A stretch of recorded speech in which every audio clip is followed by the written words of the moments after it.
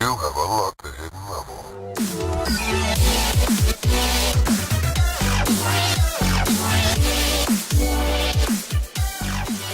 What is up, everybody? Welcome to Hidden Level Podcast. I'm one of your hosts, MCGames.net, and we have Fuzz Bigfoot. What is up, dude?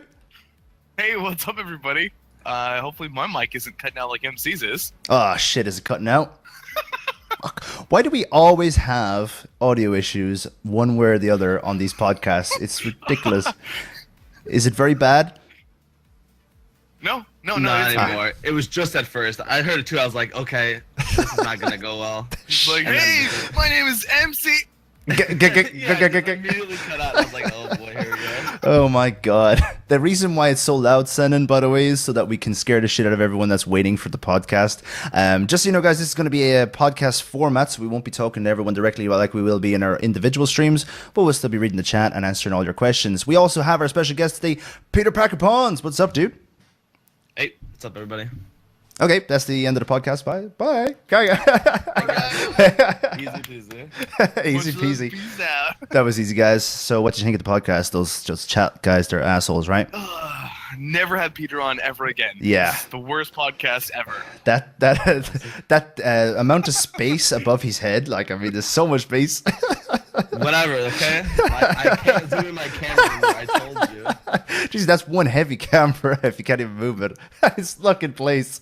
Right, so let's get straight into everything because we have a lot to cover today. Fuzzles, what have you been playing recently, dude? On stream and off stream.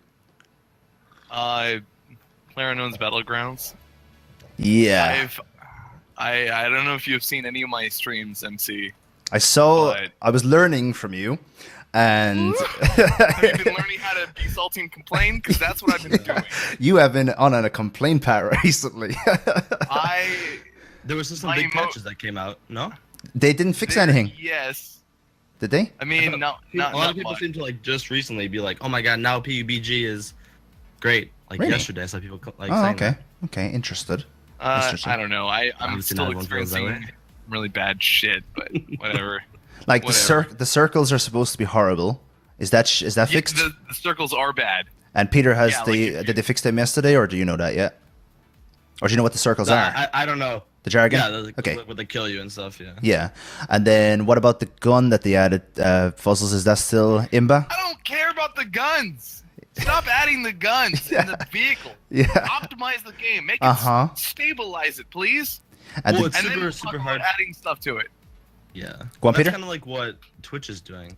Not to like already yeah, get into this yeah, hot topic, yeah, but yeah. yeah, I feel like that's like the trend. Just Add shit don't onto worry a about the actual yeah. game. Yeah, just add shit on, and we'll fix it all later.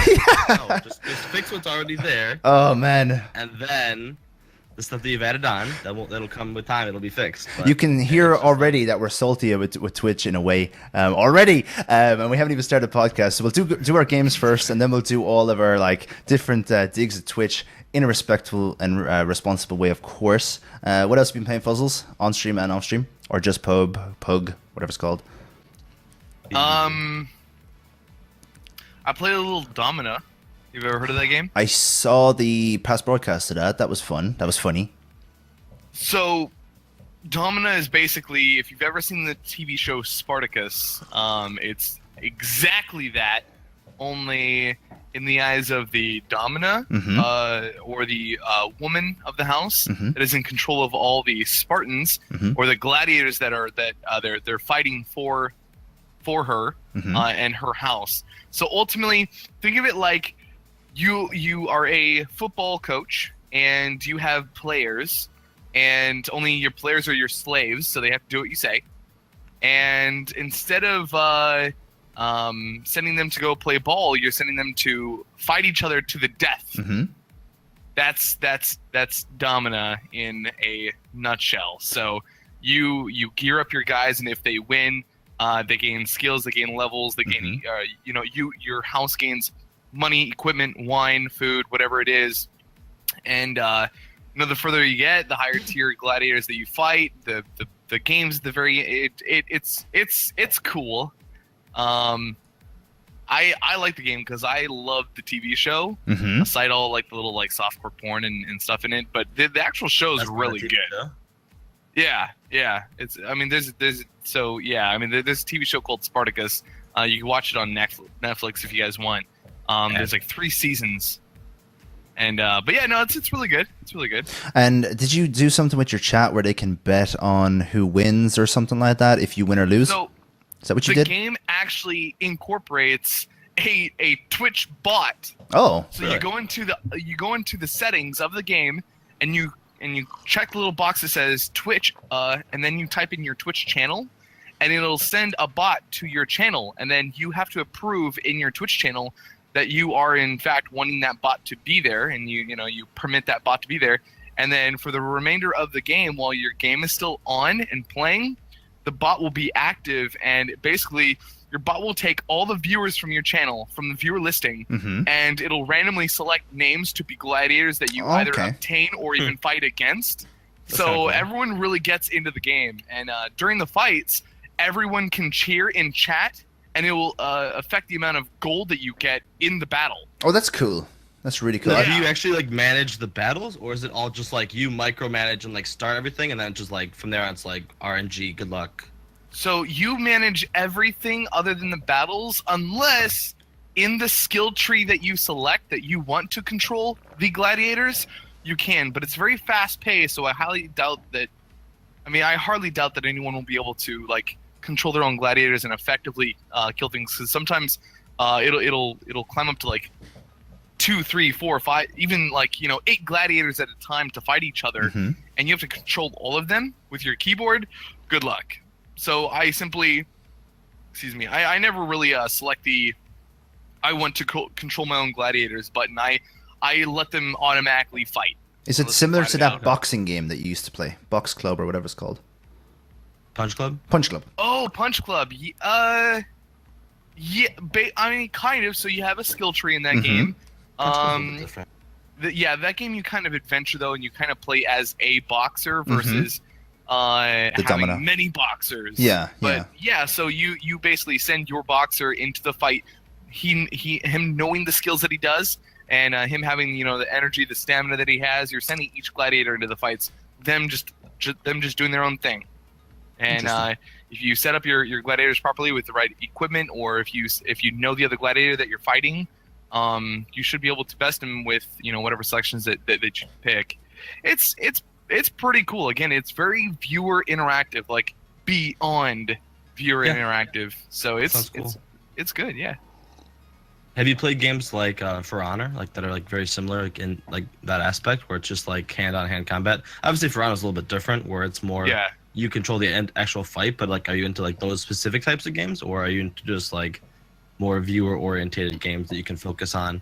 Whereas For Honor is like you need to be paying attention to the game 24/7. I play games that allow me to, at least in small increments, allow me to pay attention in chat. I hate ignoring my chat. I hate it. That's not me or my channel at all. Speaking of which, you'll find a very interactive chat over at Fuzzles Bigfoot, guys. Make sure you hit him up with a follow and or a sub. He has a subscription button. And one problem of having the podcast over here every week is we don't get to see live subs for Fuzzles. So if you do sub in Fuzzles channel, post the message that you subbed in here. You won't get timed out for during the podcast time. And we can celebrate any subs for Fuzzles and any in this channel. I'm not endorsing anyone to do that, by the way. I'm not encouraging anyone to sub, okay? No, Fuzzles paid me. Yeah. Fuzzles paid me before the podcast to say that. I did not endorse anyone to say that. Shut up. Later. But seriously, guys, before the stream started, because I noticed last week, Karnaika, he subscribed for you. He subscribed to Fuzzles last week, and Fuzzles was like all happy, but nobody like knew in here that he did that. So we got to make sure that people know from now on during the podcast if they subscribe to Fuzz. And that leads to our special guest today, Peter Parker Pawns, the man who is always sharing his links in this chat.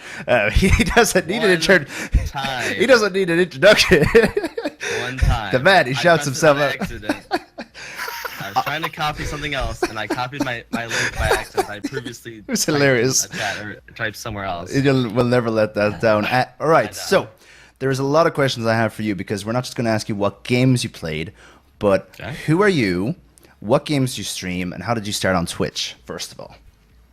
Okay, well, I found Twitch. Well, I actually found Justin TV about 7 years ago.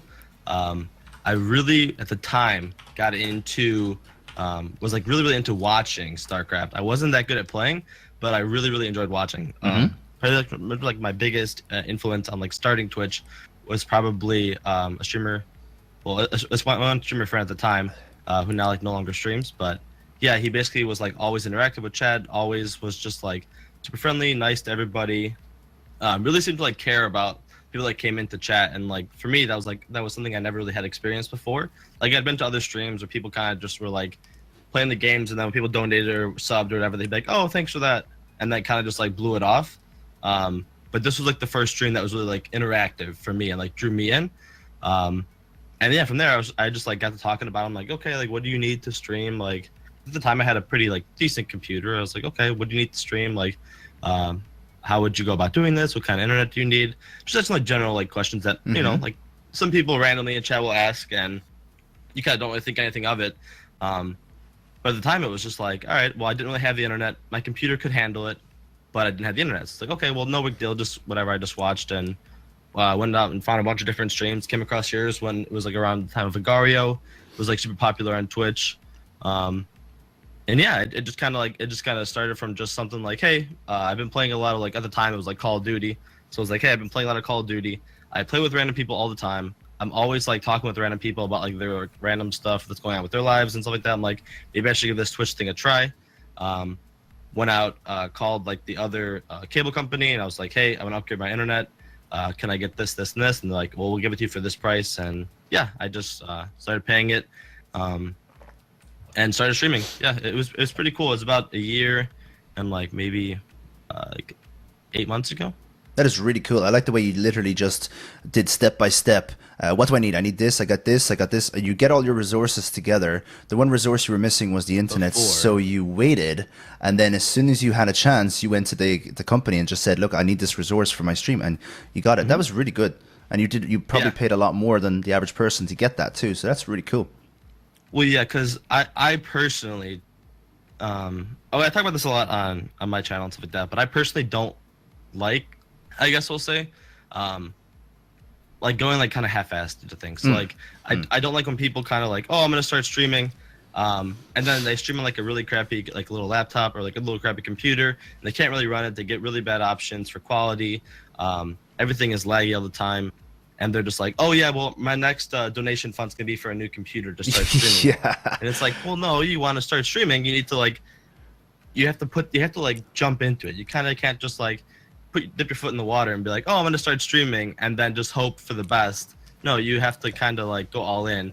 Obviously now with like the Xboxes and PlayStation 4s being able to broadcast, I think it definitely is helpful for people that want to take that little first step and not really go all in, because it is big, as you guys both know, a big initial investment to start streaming. Like it's not cheap, and it's taxing on your internet, it's taxing on your computer, and it's taxing on you to set up a schedule and dedicate so much time and so much energy into always trying to put out good content and always be talking to people and always be high energy, or at least just like whatever. But I don't know. Yeah, it's just, that's like something that I personally always have done. There's always just something like I never really like to kind of just like half-assed it. So I love the way you said that. Like there's so many cool things coming out of this conversation. Just the way people will put on a half-ass stream. Not saying that they have to put $2,000 onto a stream, but even like just very basic stream with barely any quality. They didn't do much research, and the first thing then they ask for. This doesn't happen a lot now, and doesn't happen in any of our circles of friends, but they ask for donations then. It's like, you're going to pay for me to stream because, you know, I'm here, you owe me. Obviously, the viewer doesn't owe you anything. And if you don't have any quality to give them at the beginning, you shouldn't be asking for, you know, money to pay for all this. That's a very good point. A couple of more things before I answer the question myself about the gaming. You're from Chicago, right? Yes. Well, I'm from a suburb of Chicago. I always tell people from Chicago because just for privacy reasons. But yeah, I basically live like about half an hour from the city. Yeah, cool. And go there about once twice a month. And a lot of people mention in the chat that you speak very fast, very similar to me, actually. I can hear it already. I can hear myself speak. I can hear you speak. And then Fuzzle's like calm and announces every word properly. And there's just me, blah, blah, blah, blah, blah, blah, blah. That's hilarious. I get really excited about the stuff I talk about. So I typically tend to just like speed up and like, oh my god, I'm super excited about this. What's going on with everybody? Blah, blah, blah, and just like really get into it quickly. It's similar actually, because Fuzzles like, do you remember Fuzzles, your 4-take Fuzzles? Because it takes so long for you to make a YouTube video. And for me, I can do a 10-minute video and talk about 10 different things. Even real. It was over. Everything was used. I didn't mess up that much. I swear. Make sure you check out Hidden Level YouTube, guys. It's hilarious. That video plus the other Hidden Level intros. We had Celia Reeks. She just did her one today, and it's really good. She even sings a song for everyone. And I think that's everything I wanted to know. My question to myself is, what games have I been playing recently? I've been playing a lot of Terraria recently. We're doing a Terraria season actually at the moment, where we're just kind of focusing on Terraria after such a long break. And one of the main reasons why we're doing that is because I used to play Terraria a lot, as you know, Fuzzles, and then I was taking a break from it, but I would play it every now and then, and it was kind of like unfair to give Terraria viewers a little piece of Terraria for 6 hours a month instead of like doing a full playthrough. So we're going to go playthrough after playthrough after playthrough for about a season.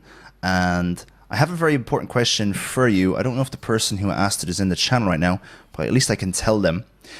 Best way to defeat Skeletron not pre-hard mode, because obviously it's pre-hard mode. What you call it? Expert mode.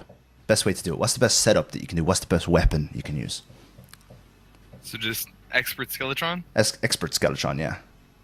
A really good weapon that you could use is Bee's Knees. Okay. That's probably the most OP weapon to use in my opinion, because you have distance from him.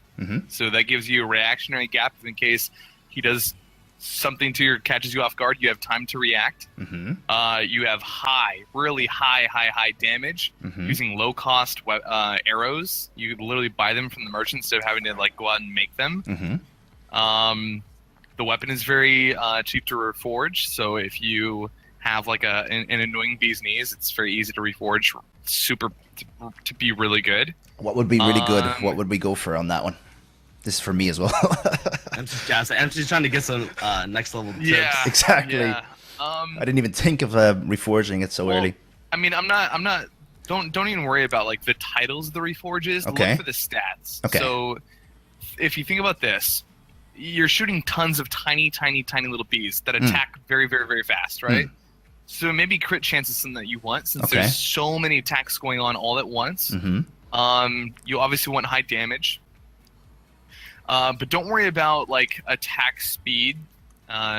It's not going to make that big of a difference, because I think there is a max limit of a single time on Skeletron with all those little bees. Those bees, it seems like kind of cancels themselves out if there's like too many. So it'll take like an X amount of bees to attack him at a single time each and every strike. So I don't know. Anyways. Just reforge it till you have like maybe like crit and damage, and you should be okay. Molten armor and what accessories? I wouldn't suggest molten armor. You don't need molten armor. Are you in a Crimson world? Yeah. What would I get?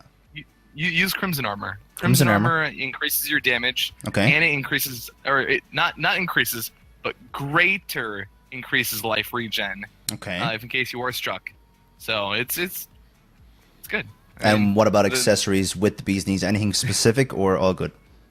Yeah, there's a hive pack that you get from the Queen Bee. I think it's 100% drop. Okay. It turns like half your bees into wasps. Okay. That's where all your damage is going to come from. Other than that, you choose your own accessories. So I personally like frog's legs, because whenever you jump up off the ground, you jump very fast. Okay. It's not like I would actually prefer frog legs over rocket boots, believe it or not. Okay. Just as long as you level out your platforms enough to where you can jump to the next one. Just because, again, whenever you jump with rocket boots, you travel very slowly up. Frog legs, you're just like boing. Boing. bounce. Cool. Fast. All right. So, again, that'd be my opinion. You ever played Terraria, Peter? No, never. Dude, definitely try it if you ever think that it might be your type of game. I know that you have a very select game range. I've been watching you play quite a bit, but I think it's not for me. Really? I've watched Okay. it played enough to know that I don't think it's for me. If It's a nice viewer interactive game. That's definitely, true. But it's just it doesn't seem like it's something that I could like super get into. There's two other things about the game that make it different as well. The other streamers. Terraria has probably the best streamer community I've ever seen on Twitch. Like, they help each other. They're so friendly. Everyone knows each other. No hate between them. The only hate you might get is between the speedrunners, because we've had funny moments in the past between speedrunners. But other than that, they love each other. And the next thing as well is the devs. I've never seen a dev team like Relogic. Oh yeah. They're first. There's only one that are close to them, and that's Devolver Digital. But when it comes to the dev team, Relogic actually help their game so regularly. You'll always see devs hanging out in chat, and eventually they'll just come in and say, hey, I'm going to give you a tweet out, and then boom, you're like top of Terraria. So really, really good dev team, and they do take care of their game on Twitch. And go on. I was gonna say some of them hang out with me over in PlayerUnknown's Battlegrounds. That's the crazy that's thing. just the kind of relationship that we've gotten. That is the crazy part. There's a lot of people coming in from other channels and stuff, guys. I just want to reiterate that in podcast format, we won't talk to everyone individually reading their names, just like we do in our own streams. But we are reading everything that you're saying, guys. And get some questions in there. We'll save them for later. I have noticed a few people saying hello and why are they not talking to us, or do they not see me and stuff like that. So just so you know, podcast format, but we still are watching everything that you guys are saying. The reason why we're not talking to you guys is because this is all the recording and it's not live. It's not live, pre-recorded. We had to pay Twitch to allow us to do this. And and here's our 60-second ad. Bloop, bloop, bloop, bloop, bloop. Just kidding. For those of you who thought that was serious, just have to throw that out there, because there's always that select amount of few that is like, wait, is he serious? Unfollow. I'm done with this. Yeah. I'm out of here. I'm gonna go eat ice cream. That's one less person to take care of. By the way, Joanna, our mod team, can we get shout outs in the chat for Zeno with the host and Jake with the host as well, please? The other games I've been playing recently are... I tried Outlast 2. I don't like the game. If you want to talk about it some more, we can. I don't want to spoil anything for you guys. I know you'll be interested. Talk about that. Oh yeah, actually, we do need to talk about it. No spoilers now, Peter, because Fuzzles is really big into the Outlast series.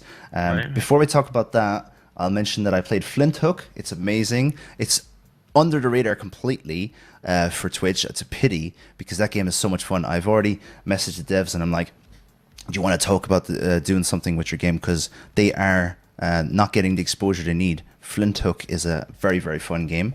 What type of game is it? It's a side-scrolling roguelike shooter game, very similar to Binding of Isaac and Enter the Gungeon.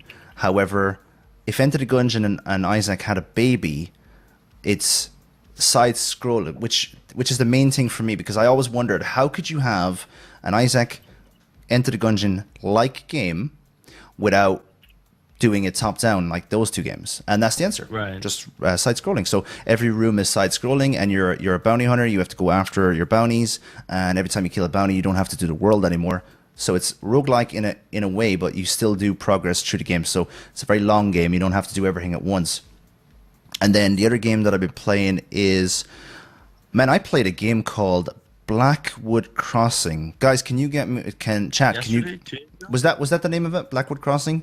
Exactly yeah, that. I'm almost positive. Fantastic game, went under the radar as well. Very like Life is Strange. Pity it didn't do well on Twitch yet.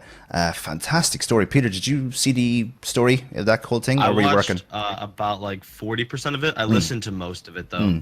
And what did you think? Did you think it was like an? It sounded pretty good. I don't know. I wouldn't play it myself because I basically watched you play it. Yeah, finish. Yeah, I kind of ruined it. Yeah. No, it's not like it. See, and that's one thing that I don't like to say. Like, I don't like to say that I streamers like ruin games. I think that if I was interested in buying a game, even after I watched you play it, or like if I like, oh my god, I love this game so much, I would just buy it just because I wanted to support the people that made it. True. You know? True. 100%. I don't think you ruined it for me. I just think that since I had like basically seen most of it played, and seemed to like enjoy most of it. It would be something that I would like to play on stream though. But it was something that I enjoyed watching. It's pity there wasn't more choices. If there was more choices, you could get the chat interested in it and play it for them. But unfortunately, it doesn't have that many choices. I'm not going to mention all the other games because there's too many games. But let's go to Outlast 2. Fuzzles, what do you know about it so far? Have you tried it out? And are you going to try it out, Fuzzles? All I know about it is it's out. We're playing it, and I want to play it. Did you play Outlast 1? And yes, what did you think about and the expansion. I played Outlast 1, loved it. I loved all of it. I mean, there's a lot of parts. I mean, in any horror or scary movie, you're always like, "What? Why would you do that? That's stupid!" And you just there's no reason for why people would do specific things. Right. But again, that's just part of any horror or just scary movie. But as far as the expansion pack or the expansion to the game or the hidden or the blower, the whistleblower expansion pack. A lot of people like that a lot. I did not. I thought it was stupid. Really? All the way through. It was very, very dumb. And on top of that, it wasn't very gamer friendly. Meaning there wasn't a lot of like, hey, you might want to check this way if you've been stuck over here for the last 40 minutes. Yeah. There wasn't a lot of that. Like it didn't. Outlast 1 was great about it. It was very good about sending you in the right direction the entire way. But when I'm sitting here like in a portion of the game for like 40 minutes looking about where I need to go next, I don't know. It was very bad about directing me back the right way. I don't know. And that's exactly what Outlast 2 is. I don't want to ruin any of it for you, but you were so disorientated the whole way through. You've no if you get lost, you might as well just get yourself killed so you can start in a checkpoint so you can see where you're going. The game. You're the third person that has told me that now. Really, yeah. And did you also get told that most of the encounters you have to cheese past them? You can't like sneak past them. You have to like just sprint as fast as you can and try and get past everyone before they hit you because. I mean, I tried the stealth. Now, Peter's very good at the stealth, and I'll give Peter a second to explain the other side of the coin because he has a different opinion to me. But I went into the game with I went in blind. I didn't see any reviews or anything like that. And you played Outlast 1, MC? I did. I finished Outlast 1. I didn't do the DLC, and I really enjoyed Outlast 1. Outlast 2 didn't feel like an Outlast game for me because of the setting and just the... But I love the story. Okay, so let me give my positives so that Fuzzles have some positives, and then you give all your positives because I know you love the game. Sure. Story, amazing. Setting is okay, even though it's not very Outlasty. And the graphics are fantastic. And the suspense is good too. I wish there was a bit more in the interactions. Oh, and the enemies, Fuzzles, are amazing. I love the woman in the game. She's like bad fucking ass. Now, I had to cheese my way through all the encounters. I didn't care if I died, if I got found, because I just let myself die and then respawn and then try again just to run past them faster. Peter, however, did find the stealth worked, as far as I know. So, Peter, give us your synopsis of what you think of the game in terms of that. So I had actually mentioned your stream the other day in regards to Outlast 2. And my opinion on it was, if you don't mind me saying it like this, was like this. I felt like it was harder for you to get immersed in the game because you had been dying so much. And don't get me wrong, I was in that exact scenario, and some sections of the game where like I would die, I'm like, all right, come on, just like I want to get through the scene. Oh my god, jump scare here, cool. And then just like you run past it and go do your thing. But I like had noticed that like that was happening more and more. And you just like obviously when you get frustrated, you just get more and more frustrated and like get way less immersed. And for me, like I pretty much like ignored chat or was just like, oh hey, when someone came in, and like that was it. Like I just like focused on the game 100%. And for me, that made the game so much more exciting and so much better because it was such like an immersing game, and they do such a good job with the story. Like the story in this game actually, well, I don't want to ruin anything, but the story in this game like really draws you in. Yeah. There are some parts that are like really confusing. You're like, wait, what just happened? But but that was the same way Outlast 1 kind of did it. You know, Outlast 1 in the same sense was just like, okay, you were doing this, you're like, okay, I don't know why this guy is here, I don't know who any of these people are, but you kind of just like run with it. This one gives you way more of like a background, like, okay, we're here, these people are bad because of this reason, and like most of the game is actually explained through like the hidden like hidden content, like whether the journal entries, like written scriptures that they've like wrote and stuff like that. And it's really interesting that like most of the story, like as you're progressing in the game, like I go out and like explore most areas if I could. And it's kind of cool to see like, okay, well, we're over here, and it's like it talks about how, oh, this guy who did this, like, oh, his daughter died or whatever, and like he's over here, and like this one document will explain the scene that just happened. Or like you move on to the next area and it's like, oh, okay, well, I don't know what this means yet, and then you'll move forward and there'll be some whole next scenario, like, okay, well, this was explained from that last little piece. And I liked and didn't like that. I like it because I found them and found it interesting, but I didn't like that because not everybody was so immersed that they wanted to go out and look for everything, and wanted to go out and try to find all those stuff. Like you, for example, like you would read those more or less to yourself, whereas I read them out loud so everybody could understand what was going on. That brought everybody in because it was so important, and I didn't realize it until like halfway through the game. That's actually a very important point as well, what you're saying there. But also, before I say one last thing, and then we'll have Fuzzles again, have you finished the game, yes or no? Yes. Okay. There was this. I haven't finished the game. This was someone else talking. There's no spoilers contained in what I'm about to say, because I found it spoiler free. Apparently, this person played the game and didn't have a clue what was going on at the end. Like, just didn't know anything. And he went through all the different things in the game, all the different pages and stuff like that. And he actually had to look up what the fuck was going on, and apparently everything in the game means something. Now I still don't know what that is because I did not look it up at myself, and I did not finish the game, so I still don't know myself. So Fuzzles, one thing for you is apparently everything on screen matters, no matter where you are in the game, start to finish. Everything matters apparently, and look at everything. Look at everything. Like, if you have to go straight, go back a couple of years, just have a look around, see what's around there, if you have time, if you have the patience, and of course you like to watch your chat a lot. I got demersed, if that's the best way to put it, by reading chat, reading people's opinions during the game, whereas Peter just looked for tunnel vision at the game and got really immersed into it. VR will be brilliant when this comes out. Buzzles, what do you think? No, thank you. I do know that you're not. In Outlast 1, I watched your stream, and you were explaining to me how the game isn't scary because you never immersed. Never immersed, yeah. Exactly. Yeah, I definitely had some really good jump scares. Yeah, I mean, I'm definitely one for like scary movies and horror films and stuff. So, but scary games will definitely throw me for a loop if really. Yeah, definitely. So I like scary games, and I like being scared by stuff that I know is going to jump out and whatever. But what's up? Did you get super immersed in games like that, or did you get super immersed in Outlast 1, like scared? He was terrified, weren't you? Outlast 1 was very scary to me because I allowed myself to dive into the character and get further into the game. And care about the character. If you care about the character in this game, you're going to be horrified, dude. If you care about the in Outlast 2, I don't care. That's the problem. I tried to the best of my ability to stay alive the entire time. I was playing like YOLO. I was playing like YOLO, basically. Yeah. That's awesome, dude. I wish I had that immersion in Outlast 1.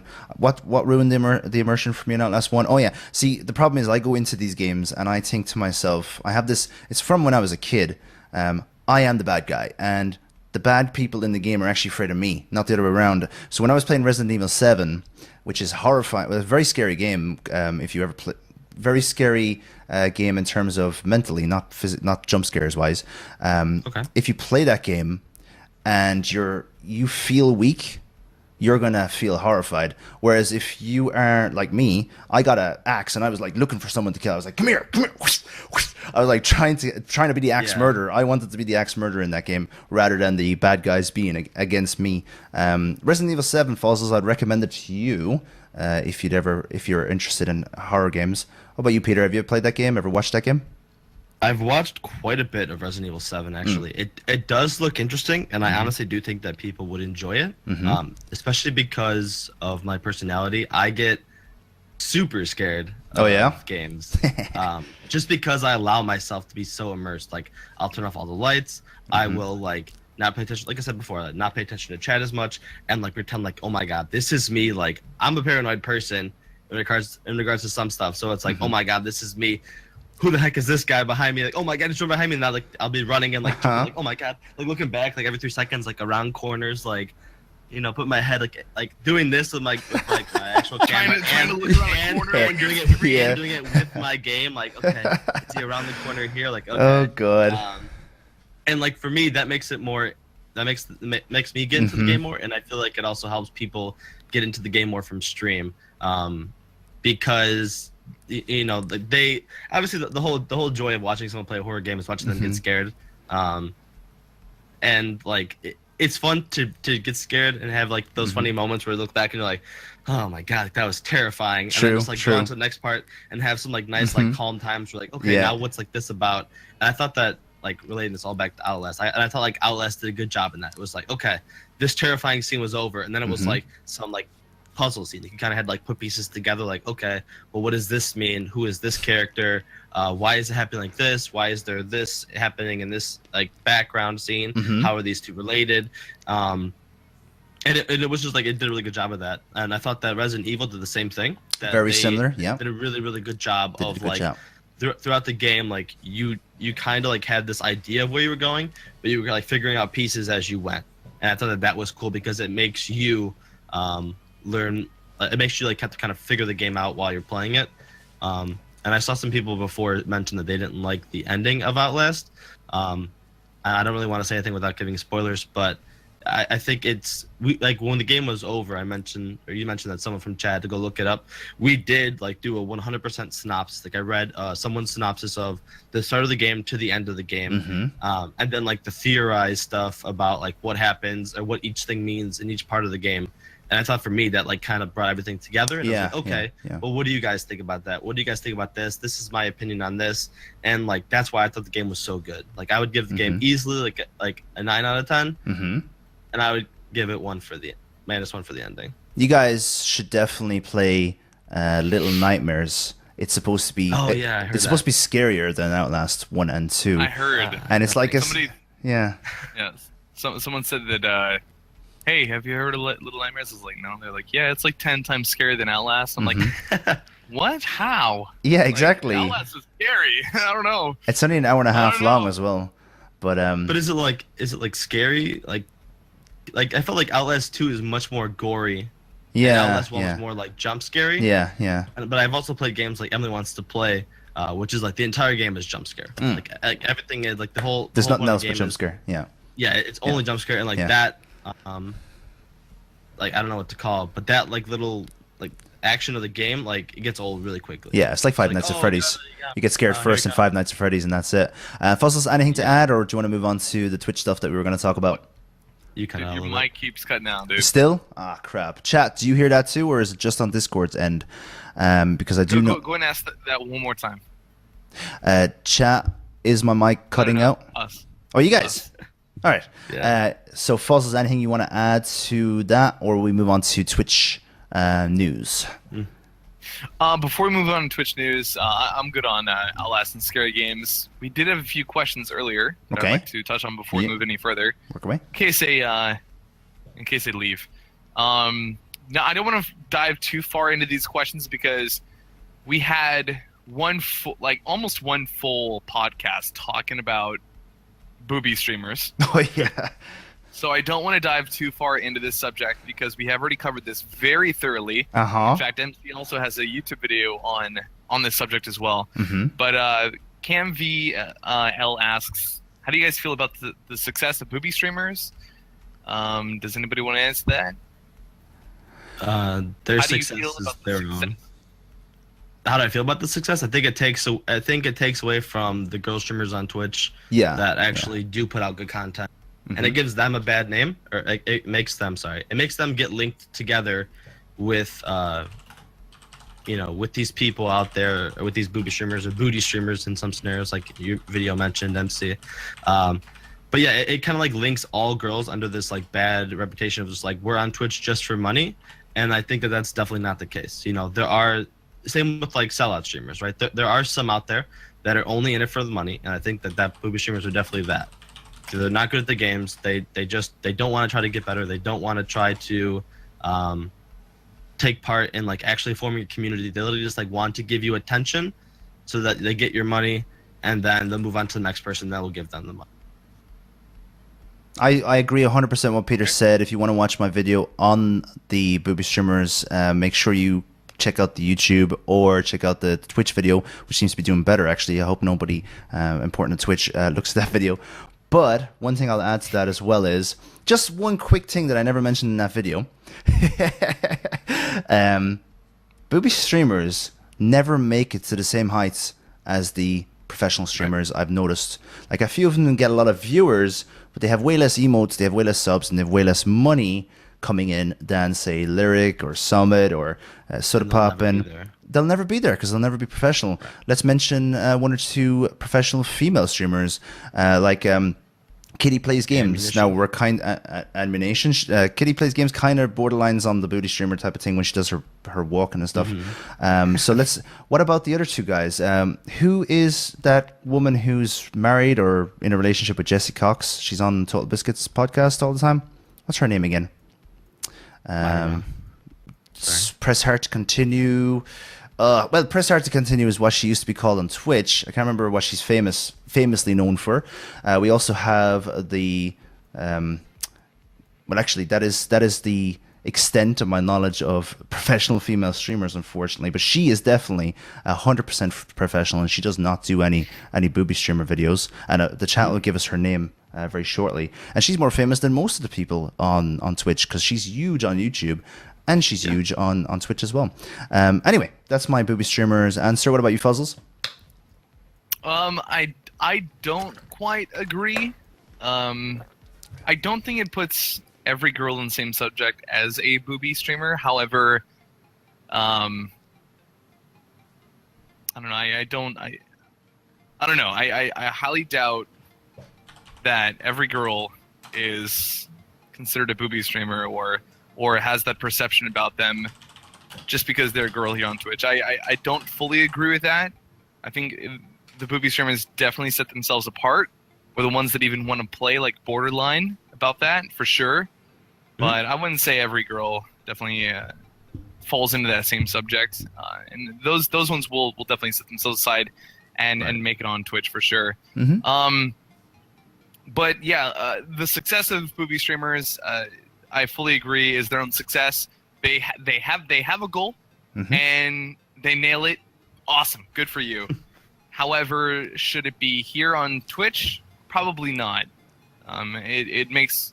I mean, the only thing that they're doing for us, in my opinion, is actually bringing viewers to Twitch. In my opinion, so a lot of them get exposed on other websites, on YouTube, and people find these other major platforms to find these girls, and that actually brings them to Twitch, believe it or not. So I kind of want to thank them at the same time.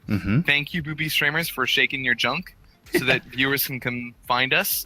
Thank you for boobies. And also, we talk about them in the podcast, and we always get more people coming in when we talk about booby streamers. So talking about them increases our jobs, and we have an easy job to talk about them. So they help us out in that way too. But at the same time, talking about them gives them more exposure, if you want to use that word. It basically gives them exactly what they want. One of my mods, or a couple of my mods have mentioned that before, that I go on these tangents from time to time on stream where I just get super passionate about things, just as I'm sure both of you guys do. And booby streamers or booty streamers tend to be something that gets brought up quite a bit. And it's just, obviously in my opinion, they're never gonna be. If you're a booby streamer, you can have 1,000 views, 2,000 views, 5,000 views, but you'll never be a Summit. You'll never be. They'll never be a Lyric. They'll never actually have community, because the whole appeal of your channel is just your sex appeal, and eventually that gets old. Yeah, actually, they'll get old. People might find your that too. But people will find your channel. They might like enjoy the aspect of like the booby stream, whatever, and they might actually enjoy you. And if that's how they find your channel and that's how they enjoy you, say, you know, there are people that do a very good job of playing on their sex, and there's nothing wrong with that. If you got it, flaunt it, you go girl, whatever you want to say. But it's just that, like, at the end of the day, they'll never just be on the same level, and that kind of sucks, you know. And to go back on your topic earlier, Fuzzle, sorry to interrupt, but I didn't mean that like all girls are considered booby streamers. I just mean that like all viewers kind of like, or not all viewers, a majority of viewers will kind of just like go into, like, I have other girl streamer friends, and they'll just go in their chat and like, why are your tits out, or stuff like that. Like, it's like super ignorant and just like, you see that a lot, because that's just called sexual harassment. Whether their boobs are hanging out or not, that's just sexual harassment. And Twitch is not preventing or not on the individual. Yeah, and Twitch are not helping that, unfortunately. Yeah, exactly. As I was saying, Twitch kind of like makes that, and I think that booby streamers or whatever, or people that, you know, flaunt their sex all the time for appeal, the majority of that is just on Twitch. Yeah, there are some very, very few that get success from it on YouTube, but for the most part, it's all Twitch. Twitch is the one that kind of like made that monster of that. Like, there are some very, very successful women on YouTube, like very, very successful women on YouTube. I think women have just as the same amount of success as men do on YouTube. And I think that's awesome. But I think on Twitch, for sure, it's definitely a male-driven community, and will be so for quite a while. Yes. Yeah. No. I mean, I completely understand flaunting on the opposing sex, because I play Fallout 4, and I choose that skill or that perk each and every time. That, you know, women do increased damage to men. I do that as well. Black Widow, isn't it? Or Black Widow. I leveled that up, and I actually ended the whole game using Black Widow, because all the guys at the end are men, and it's like you can talk to them, and you get away with anything if you have three stars of Black Widow. Easy day. 2 pairs. All right, and then one other quick, really question. Answer this real quick. Ketchup asks, "Who's your favorite booby streamer?" Booby or booty? Booby. I don't know. Pink Sparkles is mine. You like Pink Sparkles? Representing LT Peach up on here. I'm dead. MC Games is probably my favorite booby streamer. Oh yeah, boy. Oh, that's a good one. That's a good one. Never heard of him. He's got a nice set on that thumbnail on YouTube. Yeah, the thumbnail. Oh my god, I clicked that just for that thumbnail. Not gonna lie, I was really upset when I didn't see it in the video. Not gonna lie, MC. Oh man, that was hilarious. And that you can courtesy of Joanna for making the thumbnail. I hope the girl who doesn't own those boobs recognizes them and says something to me. They're my boobs. Get them out of there. There's a better. That's my content, exactly. Get your own. Get your own boob job. Oh my god. That is so funny. That should be the next best thing. It's content. Like content. It's content. That's content. Hilarious. Alright, let's continue. Okay, guys. Right. Okay, Peter. Congratulations on the affiliate program for you. And what do you think of the affiliate program, Peter? First of all. Well, this is something I know that obviously we don't agree on this, so I think this is going to be a good topic. I think that all in all, it recognizes, you know, those streamers who have been out there for a while. Or it just recognizes streamers that put in work. But we actually talked about this last night, and I didn't really think about it until then. I think that the standards that they set to get affiliated are way too low. Exactly, 100% agree. Way too low. 100%. 500 followers, 5 active viewers. 3. Three active viewers. You must be broadcast at least 500 minutes. So in the past 30 days, it just seems a little low. Like we talked about it last night, and I was like, okay, well, what would you guys want? And they're like between maybe like 20 to 30.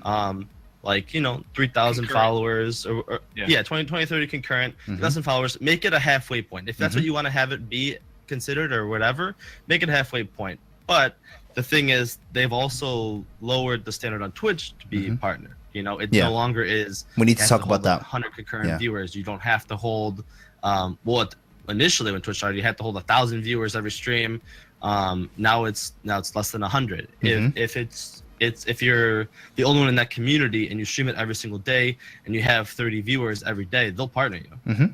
Yeah. It's just, which I think is good. I think people that do have those super, super small communities, like I had one friend who streamed Marvel, basically like MMO game. He streamed it every single day and had like 50 viewers in the stream every day, and he never made partnership because it wasn't enough viewers, even though the entire community came into his chat and was super friendly and was super nice. And they didn't watch many other streams. They didn't really go anywhere else because he's hosted me, he hosted other people I knew. They didn't really go anywhere else, but they were super, super into his community and super supportive. And I think that definitely is something that should be deserved.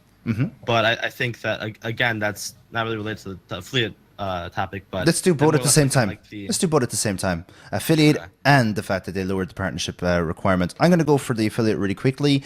I'm not too bad against it. I'm happy that everyone's getting recognized. It's just, in my opinion, 100% agree with you. They set it too low, and what's happening here is this is Twitch's excuse to get a deal with Muxy to allow cheers on every channel on Twitch, pretty much, that streams regularly.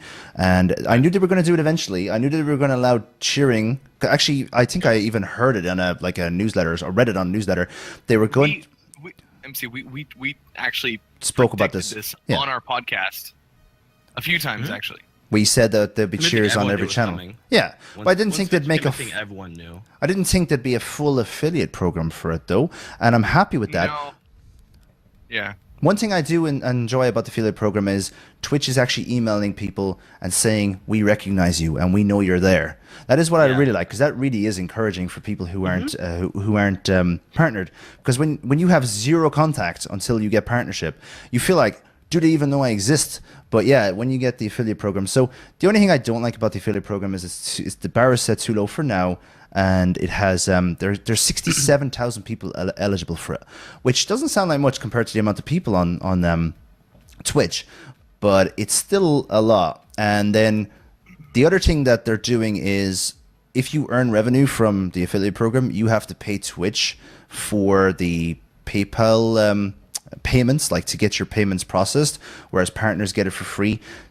If they allow subscriptions on the affiliates channels, that'll be the only difference between partnership and non-partnership at that point, unless they give more to the partners, only because we get the processing fee for free, and then affiliates will have to wait longer for the money, but also they'll have to pay the processing fee.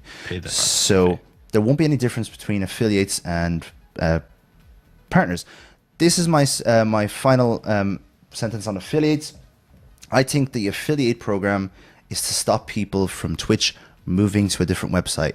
They want you set in stone with them. They want you part of their community, and they want as many of you guys as possible. I'm really glad that affiliate exists, but I just think they should have changed a little bit. The fact that the partnership is so low, I've seen so many people get partnership who have very little viewership, and that's fine. But when I'm talking to developers and stuff, they don't see partnership as a big deal anymore. And I'm not talking about like, it is affecting my business. So if it's affecting my business, it's affecting me. I'm not getting as much like, there's no uniqueness to partnership anymore. People are just handing it out like candy. Sometimes, in some cases, people who don't deserve it are getting it in terms of like, they only have like 10 to 15 viewers or whatever, and then they go up to 30 for like 12 weeks and they get partnership. That's a bit too soon. If they have 30 all the time, that's different. But if they're going from 15 to 30 only for 3 months, that's a bit too soon, and it's diluted. We'll just stick with one game. Exactly. Unless it's like a under the counter game that people don't really know about. But yeah, it's lowering the quality of the partnership. It takes away from those that have it. Exactly. In a way, exactly. You know? It's not as unique anymore. And then the last thing, before I hand it over to Fuzzles, this isn't anything to do with Fuzzles. He can say this himself if he wants, but anyone who got partnered in the last year or the last 6 months who busted their balls to get partnership, and then just after they busted their balls to the last second, they release this, and anyone's getting partnered now, or it's very easy to get partnered. That is annoying as feck. Not for me as much. It's been a year, but anyone in the last 4 months, 6 months must be fucking going nuts right now.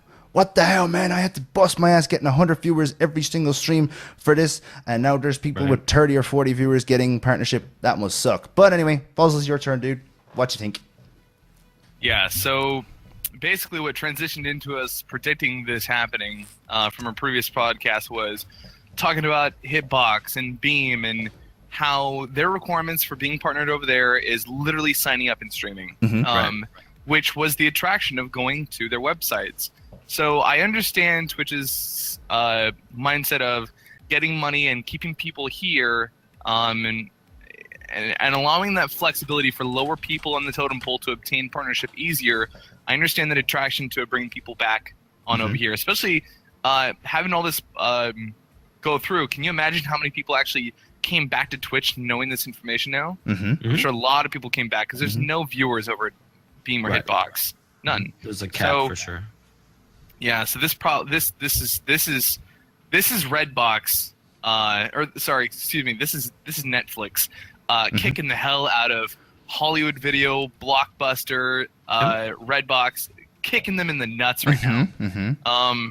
And they're really holding down the fort.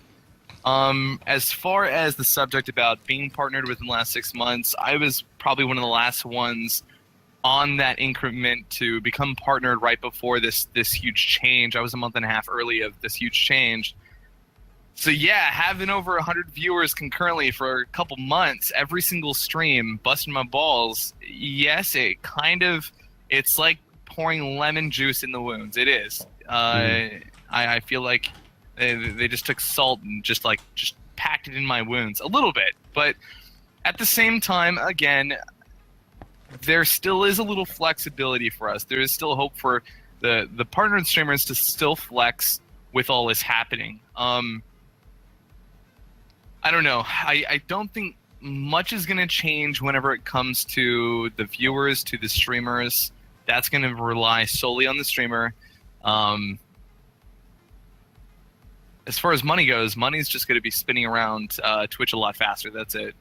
A lot more money coming into Twitch, probably a lot more things happening with Twitch, seeing that more money is going to be coming in. So we might be seeing some big changes here with Twitch and the amount of money that they're now taking in, which is going to be incredible. But I mean, that's all I got to say.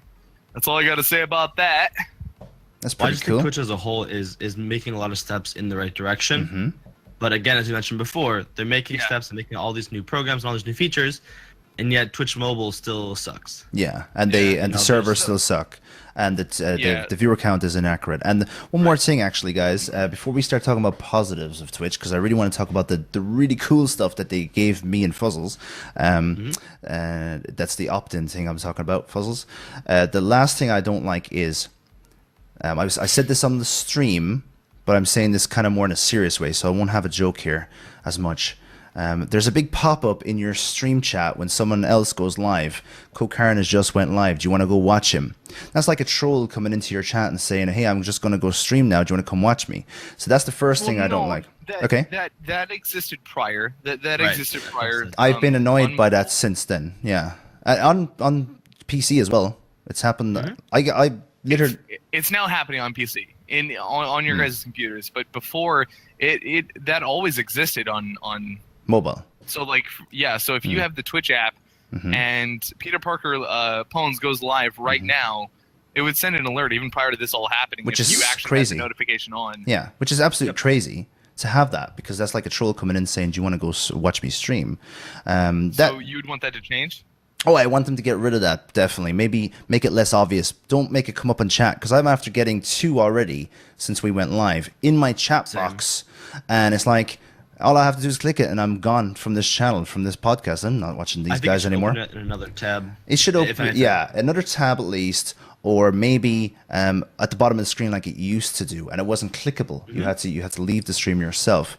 The second thing I don't like is the new layout of Twitch. Now, Peter said he didn't get this, but I'm still looking at it right now.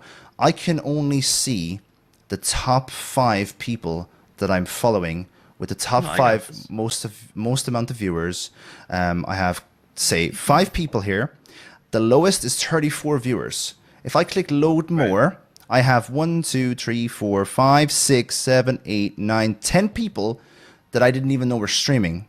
And for so long, since I got this new Twitch, I was missing out on so many people streaming. And what they're doing is they're pushing people to the top 5 in your following list just by doing this. Because who's going to click load more? Well, I did, but I didn't even know it exists for so long. So there's 10 people here I wouldn't have never known were streaming unless I knew about this feature. What do you think of that, guys? I got a couple things on that. So, first off, what if you follow 699 people? Do you want the full list to load up? I would say, yeah. I would say it would be scrollable. Some people follow that many over people. Hundreds of people. Mm-hmm. Yeah. So that there may have been issues with websites, or it just or scrolling all the way bottom to now follow the games that you channel, and then maybe the communities that you follow. Maybe just finding those were just a little bit more difficult. I don't know. I kind of like the load more. However, maybe we could throw in more than 6. Yeah. Maybe throw in 20 or 25. Cool. Yeah. As far as the pop-up for other streamers going live, I don't know. I kind of like that because a lot of people have told me that I'm their favorite streamer. So if I go live, maybe I want to pull those viewers from other streamers to come find me whenever I go live. I don't know. I mean, that's just me. Now it's very important to have 2 sides of an argument as well, which is very important. But I will ask you one quick question, Fuzzles, and this isn't to cancel your argument. It's you get to bring in viewers from other channels once. Your pop-up will happen when you go live. But during your 5-hour stream, you're going to get 10 or 20 from other streamers popping up. So you only get one opportunity at that, and then during your stream, there's 10 or 20 of those opportunities. Do you still think it's fair on you for people to leave? Everybody gets the same opportunity. One opportunity each. Yeah. The beauty of Twitch is if you don't like me, well, you have 100 other thousands of streamers to go pick from. True. Now, again, that's just what will set you apart from other streamers. So if you have 30 pop-ups, you as a viewer, if you have 30 other pop-ups saying that all these other streamers that you follow are now live, if I like you enough, I'm going to stay with you the entire time. That's something that you have to build as that streamer to maintain their attention and keep them there. I don't know. Now, do I think it should be happening in your chat box? I don't know. Maybe somewhere else, maybe. But I don't know. I actually like your argument. I don't find it bad. Yeah, you don't find it negative. No. I agree with your argument. I also agree with my own argument, of course. And it doesn't stay there forever. It has a countdown. One thing that I would take from your argument, though, and I would make it a positive. So this is the opposite. I'm going to actually use your argument and make a positive out of it. If a streamer or you as a streamer are not resourceful enough to keep on to a viewer who is going to leave for another stream, then you're not doing your job 100%. You need to improve, obviously, to keep those viewers. And one thing that Peter said to me was, we have an amazing community over here. You guys have amazing communities. I'm always watching you guys and seeing you interact with your channels. Peter's after bringing a big pile of people over here today. Fuzzle's after bringing a big pile of people over here today, just through Twitter, just through hosts. I can see them all here in the chat, and we would keep our viewers because we have amazing communities, and I don't really see our viewers drop from this. This guy went live, and if this person is going to leave anyway, you're probably better off without him. I'm just kind of like saying my own argument as well. That just because I'm being positive here doesn't mean I still agree with it. I still hate the idea, but yeah, I can see your argument, and I would take a motivation or a positive from it.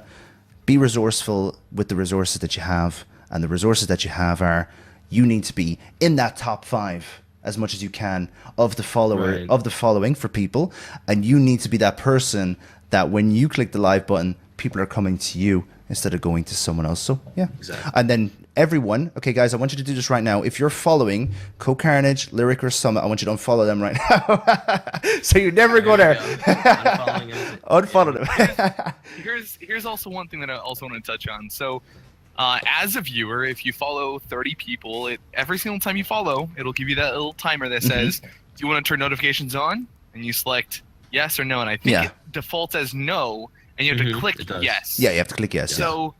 That again will set you apart from the streamers. If somebody likes you enough, they will click yes, so that every time you go live, it'll pop up. Now, again, if I'm a viewer that I follow 600 people and I selected that to 400 of them, you're not loyal. It is what it is. Maybe I would have I click that button each and every time. I'm like, yeah, sorry. Hey MC, hi, bye MC. Hi Peter, bye Peter. Hi Fuzzles, bye Fuzzles. It is what it is. You'll have millions of different types of people that there's so many different types. Yeah. Like I'm one of those guys or one of those streamers who would literally only follow. I think I follow 90 people. I try and keep my following under 100, so I know exactly who's there, and I know everyone that's on my list. And if I haven't seen anyone for a long, long time, they're off. Whereas I know a few streamers who follow like 700 channels. And how the hell do you organize that? Like, how do you know who's on at any time? So yeah, it's crazy, isn't it, Peter? They just like follow, basically like, oh, you stream too, click a quote, follow. That's it. And like follow. It's awesome. Like, there's nothing wrong with supporting other streamers. Like people all the time from chats. I'm sure both of you guys' chats. Like, hey, I think I'm gonna start up streaming. Like, okay, as a streamer, or someone that is loyal to you. Oh, you're gonna start up streaming for sure. I'll drop you a follow.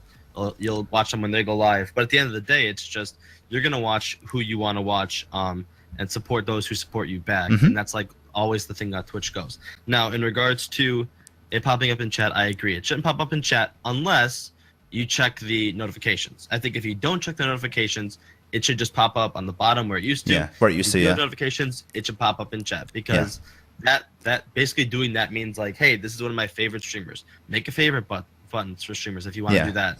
Just have the streamers, the top 5 or whatever, would just be your favorites. Your favorites or your next streamer with the most amount of views, you know? That's actually a really cool idea. Imagine if you had followed channels and then favorited channels on your browse on your browse page. That'd be cool. Exactly. So like say I have you as like a favorited streamer. Yeah, you know, I see Bodhi, Lyric, and some other people are on there on the top 5. It would be favorite streamers up top, and then it would be until if the mark goes down to 5. Then it'd be my one favorite streamer, and then it'd be my other 4 just the streamers with the most amount of views. That could be a good compromise to both, but Twitch will never. The awesome part about Twitch is that there's so much feedback from the community, and they'll never be able to do it all. They will never be able to do it all, but they do listen. And if people don't say anything, if people don't have these conversations and don't talk about it, Twitch will just turn a blind eye and go, okay, I guess everything's fine because nobody's saying anything, and they'll just go with it, and they'll just keep things how they are. But that's one of the awesome parts, and that's why Twitch is so successful, is that they listen to their community. That's really good. Yeah, the partner streamers get way more, like it's way easier for partner streamers to be like, hey, this guy is harassing me, this guy DDoSed me, this guy this, boom, IP ban the next day. Like I had someone get DDoSed, everyone from chat reported the guy, the streamer sent the guy and like the chat VOD to someone on Twitch. The guy was IP banned within like 28 hours or 24 hours. And it's just like, it needs to just be like that. The partner streamers need to have like that priority from like Twitch, but they need to have the feedback for everybody. I 100% agree that partner streamers should get that, but I think that everybody needs to have a say. Like if you do anything with Twitch, it could take up to like, you know, a week or whatever. Like I've been banned on Twitch before once, and I sent my request in. I was like, hey, why did I get banned? And to this day I've never gotten a response back about it. So it's like, okay, regardless of why I got banned, it's just I need to know from Twitch that somebody's actually responding to these requests that they put in. Which Peter is scary, because if you're on suspension right now and you don't know it, and if something were to happen again to where you get banned again, that could be your final strike and be permanent. And you're unaware of that. That's scary. Yeah, and that's your career. Like so. You probably should contact them again and ask, hey, I got banned sometime, however long ago. You guys still haven't responded back. Why was I banned the first time? Well, I know I was banned, but oh, do you? Yeah, I know I was banned. But they haven't responded. Okay. Right. But the point was that they didn't respond. Yeah. Okay. Interesting. Yeah, they're very bad at responding. If you don't mind me asking, because we love to learn from our mistakes. Do you mind? I had someone delete their system 32. You got banned for that? They banned you for that? Oh my god. Okay, well, in my defense, I was a mod in the guy's chat, and I asked all these like 4chan trolls came in, and I'm like, dude, don't do it, man. It's not worth it. Like, you're gonna screw up your PC. And he's like, no, well, they're all telling me. I'm like, dude, I'm telling you. Like, banning everybody that's like coming in and typing these messages. And he's like, no, I'm not listening to you. I'm like, all right, whatever, man.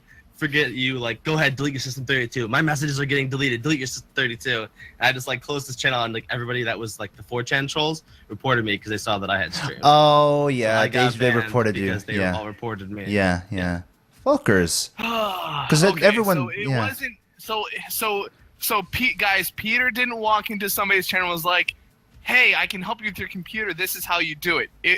He was trying to help. Mm-hmm. And 4chan was just overtaking the situation, and he was trying to help. Always listen to me as a story. It's not like he was the final say of this guy finally doing it. I'm sure he would have done it regardless. All right. So Peter's not a bad guy. If you unfollowed him for that split second, follow him back. Okay. But that's crazy, though, getting banned for that. Yeah. People say that all the time. People do that all the time, and he got banned for that. Be careful what you say on Twitch, guys. You have no idea how many times you...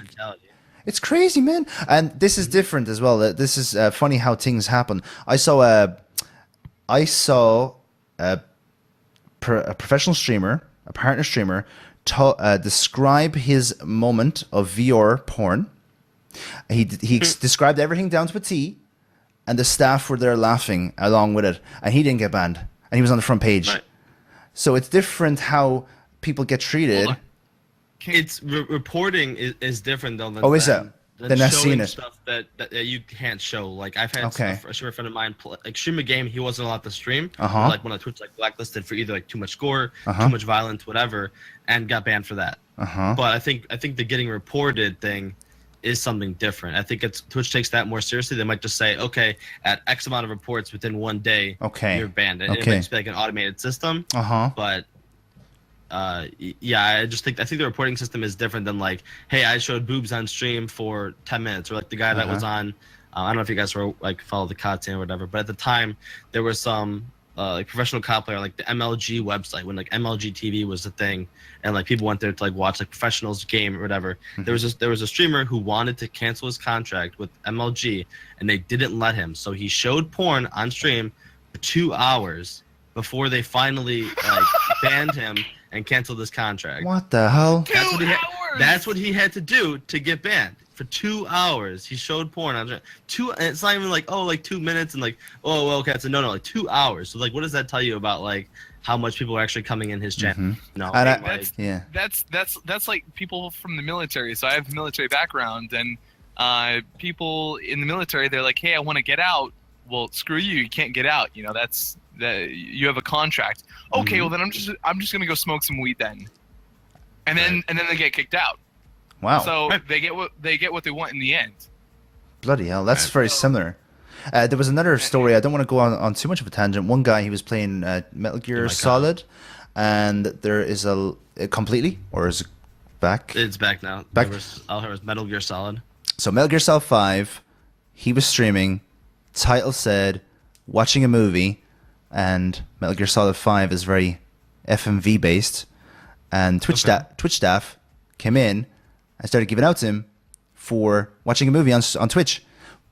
With Metal Gear Solid all over it, like he was in the game section, and he was playing the game.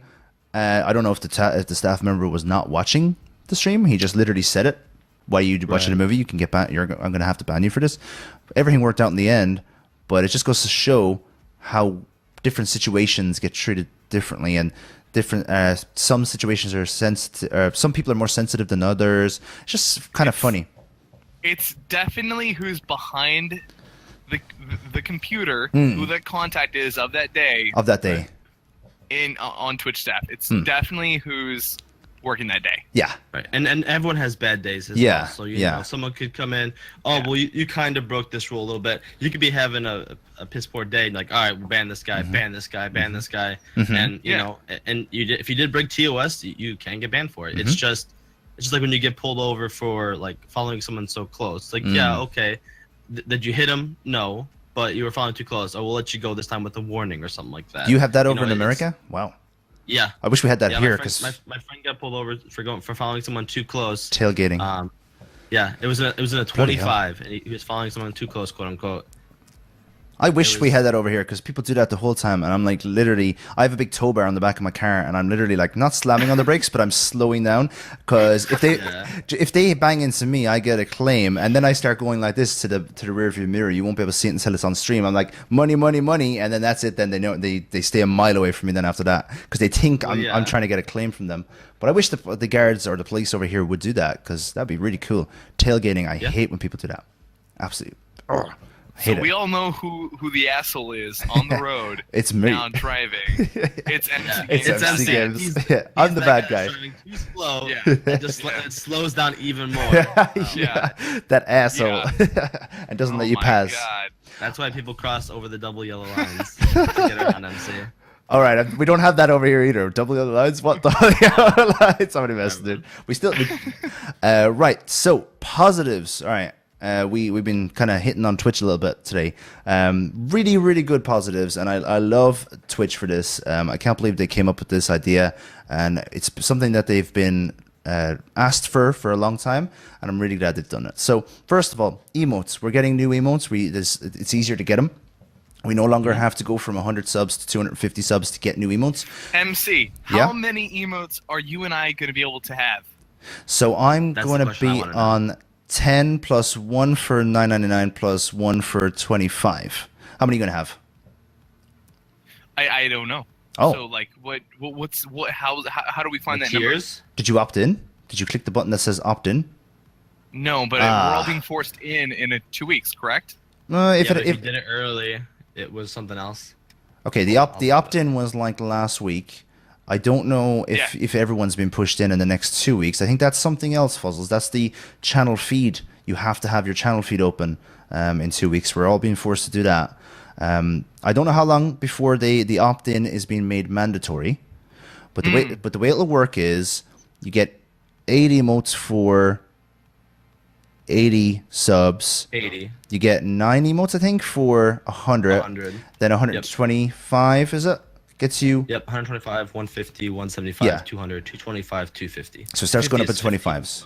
Yeah. So it's going to go... You're going to get a lot of emotes, Fuzzles, with this. Yeah. It's really good. Thanks for something else I'd like to touch on is the... well, not right now, but just whenever we get to it, is the partner badge. Partner badge is good. I like that. But I already noticed already. I went into a big streamer's channel who never says hello to me, and I don't care because he has like 10,000 people in there. Went in with the partner badge. Hey, MC. He said to me, "I never knew you were a streamer because I've been watching him for 2 years.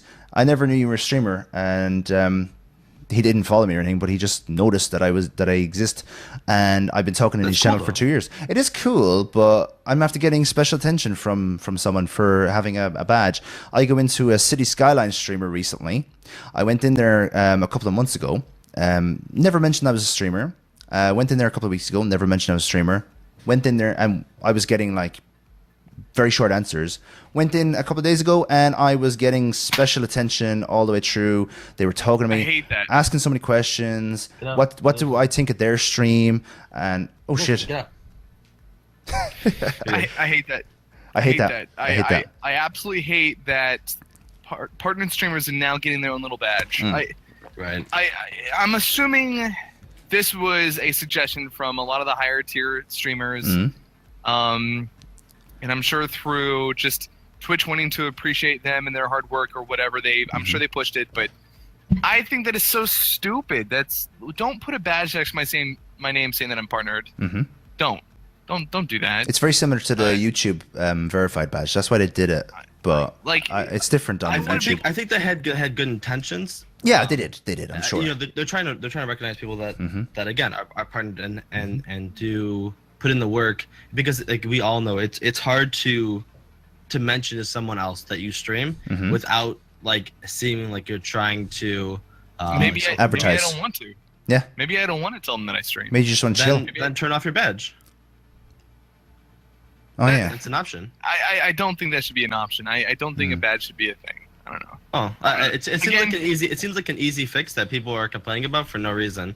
Like in my opinion, of course, obviously this is what it all comes down to. But it's all opinions. I think like it's silly that people were getting so upset. Like non-partner people were getting so upset about like streamers coming to their stream, like, oh my god, this partner streamer came to my stream, and a bunch of people from my chat followed him. Like I had a partner streamer come in the other day when I was playing Call of Duty for like an hour or so, and we had a conversation and we talked about his badge and we talked about his channel a little bit, and you know, like at the end of the day, it relates to that same topic. It's just if your viewers are going to leave you to go watch somebody else that they don't know, they weren't actually your viewers. And I think that that's true. If you know your loyals are going to stay your loyals regardless. If somebody else is going to come join your chat and then immediately leave you to go watch someone else or to go follow a partner streamer, then that's not someone you want on your channel anyways, because they're going to do that anyways, regardless of if someone was partnered or regardless of if Summit went live or if Lyric went live or whatever.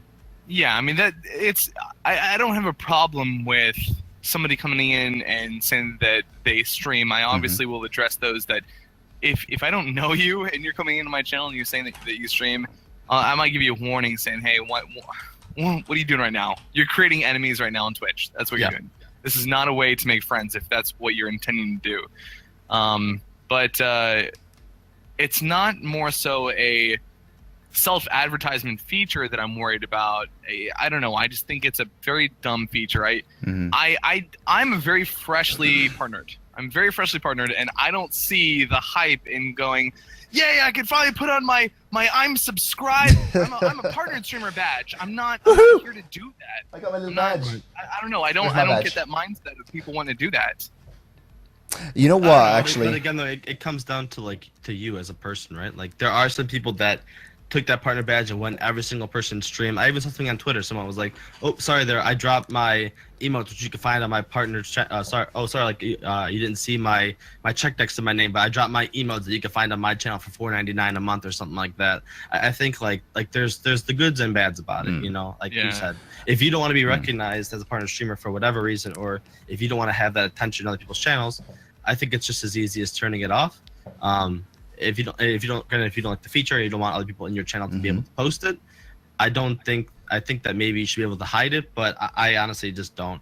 It doesn't matter to me. One thing that Zeke said on, I consider it like a compliment. Like, hey, a partner streamer is taking the time out of his day to go into your channel, watch my channel.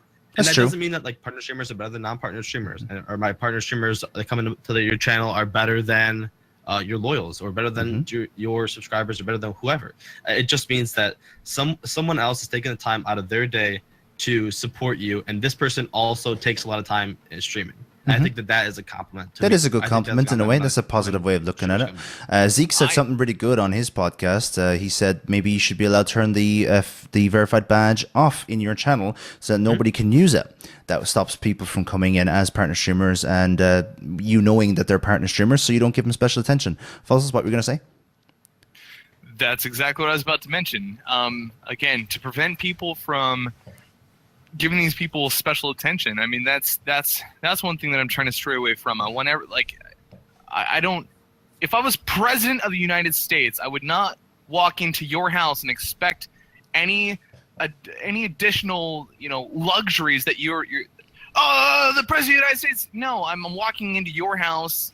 I'm abiding by your rules. I'm respecting you and your channel. I'm not here to gain any special attention or whatnot. Like a staff member when they go.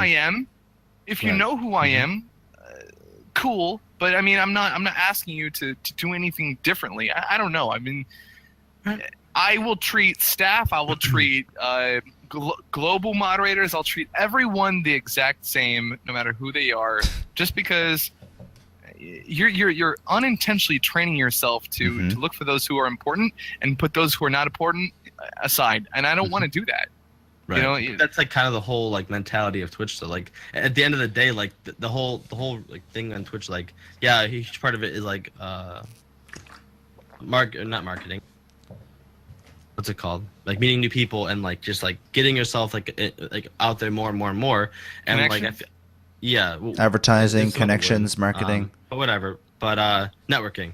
But like through networking, you want to find more and more streamers that are like-minded. So it's kind of cool that like people can just I feel like find that easier. Like even I saw Zano mention from chat that like he checked the guy out and didn't like his stream. But the fact of the matter is like I know I'm not worried about Zano going to leave my channel just to go watch somebody else. And I'm not worried about Zano going out to some other partner streamer and be like, oh well, I found you from this person, and like say that in his channel or something like that. It's just, I don't know. I just think it's a cool way to like get yourself out there. That's true. That's true. It the wrong way. And then the other thing, because we're really negative on Twitch today, and I'm up for it completely. Let's give another positive to Twitch in between. Emotes again. Everything good about Twitch at the moment is emote based. If you reach your goal after the opt-in and after the rollout, you can never lose those slots, because one of the worst things that can happen is you reach 100 subs and you open up your new slots, but you can't change them if you get to 99 subs, and you never lose them now again. So if you hit it once, you get these slots for good. So that's another thing that they've done, which is really, really good for Twitch, and I'm really glad. Guys, I don't really want to ask this because I know it's going to be negative. How many messing? $24.99 and $9.99 subs plus new emotes for those people. Opinions. Whoever wants to go first. You can go first, Fuzzle. Absolutely. I think that's super cool that Twitch has finally came around to offer people to spend more money monthly to support their specific streamers. If that was an option before, they were just donating extra money. But to be able to give this to them in a paycheck every so often now, and extra sub slots, which is brilliant. Yeah, and on top of that, it benefits the streamer specifically and benefits the rest of the stream specifically in those different ways. I think that's super cool that Twitch has finally come around to do that. Some people are very sketch about it. They solely believe in 1 for 1, not 1 for 5 kind of thing, or I don't know. Some people think that people are becoming sellouts whenever they do this. I don't think it's a sellout idea. I think it's, if people sincerely want to support more, they will. They're not. I don't think the streamer is asking for them to up the ante, but if people want to, that the options are there. I mean, it's just like Patreon. It's just like GamesWisp or GameWisp. Right. It's the exact same thing, except Twitch are finally doing it. I do, and I like it, and I don't like it. It depends on how it's taken care of. The extra emote for those people. Fuzzles, what do you think about that? Do you think they should be getting something unique? If it's handled correctly, I think yes, it's okay. Peter gave me some really good advice on that. You can tell everyone what that was, Peter, in a second.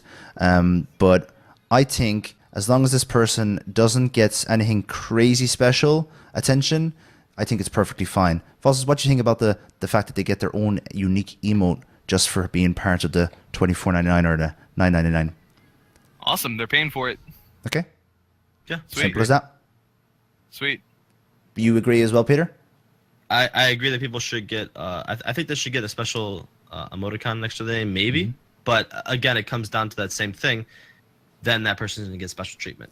We all know it. It's gonna be a thing, unintentionally or not. It's gonna be a thing. If somebody supports you for 5 times the amount of somebody else that supports you through a subscriber, or 5 times more than just a regular viewer. At the end of the day, you can't say that you're not going to get them more attention. You try your best not to, and you really, really have to try to be unbiased about it. But at the end of the day, there's going to be that extra little like favoritism towards them. Although, if someone donates you €1,000, you're going to be giving them favoritism anyways. It's the same thing in a way, except kind of with the $24.99, you kind of forget about it until the next month. So it kind of evens out a little bit until the next month. Then you're like, oh my god, I can't believe you did it twice or 3 times or 4 months. But what was the advice you gave me, Peter, about emotes that we're actually going to roll with in our channel? I actually found I actually talked to a couple other people about it and found another like really, really cool idea. But what my suggestion is that instead of giving these people like a new emote or a new special thing, just have an emote that you already have be either in like a more high definition version, or have it be like a different color. Like, if you want to do the MC Games Love, right, is one of your emotes, it's blue. The next one you want to do up from that is going to be yellow. Same emote, just a different color, yellow, maybe a little bit more HD. Then you want to do it up to $25.99 or $24.99 a month. That one's going to be HD as hell, and it's going to be red. I think that is cool. Now, the other suggestion that I had gotten, or my other friend was going to be doing in the future, is he's letting his $9.99 and $24.99 subs use emotes that are to come. So his like $9.99 sub would be like, this is gonna be the next emote. $9.99 sub gets access to this. That's a very good idea. I'm doing that. The two emotes out is going to be this one, and it's like the $24.99 one. So even though you might not hit the, say for example, the 10 emote slot one, right? So you're only at 9. The person that has a $9.99 sub will be able to reach the 10 emote slot one. I'm doing that. $24.99 will be able to reach the 11. I think that's a really good idea. I'm gonna do that. I like that as well. You have no idea how many times people have. I have the emotes ready to go, but I'm waiting for the sub count, and I'm like, okay, guys, I'm going to announce them very soon. Maybe give them to the €10 one, and then they can change them out. We are going to stick with the $24.99 one. I think we're going to do this. We're going to use a joke emote. So when we first started, I had a bogey emote that I had to use because I ran out of time. It's MC Games Kappa. It's one of the ugliest emotes you'll ever see in your life. It's literally a picture of me with black and white face, but it's all like cut up and stuff, so it's not done properly. We're going to use that as our $24.99 one, which is like a joke emote. So Jake's going to get a joke emote. One thing I don't know, guys, you can answer this for me. Does the $24.99 guy get the $9.99 one as well, and their other emotes, or does he? I assume so. Hopefully. That would make no sense if they don't. Yeah. All right. I like to read the question when you get a chance. It's Cascade. Love your opinion. He said the problem is as soon as someone subs $24.99, if you don't give them special attention, you risk losing them. I think that doesn't really apply. That applies to any case. If I sub to you for $4.99 and you don't give me special attention, I'm just gonna unsub. I think if somebody subs 20, or if they ups from $4.99 to $24.99 expecting more attention, I think they're doing it for the wrong reason. I think that person should solely think I'm supporting this person this much more because I like them that much more. Yeah.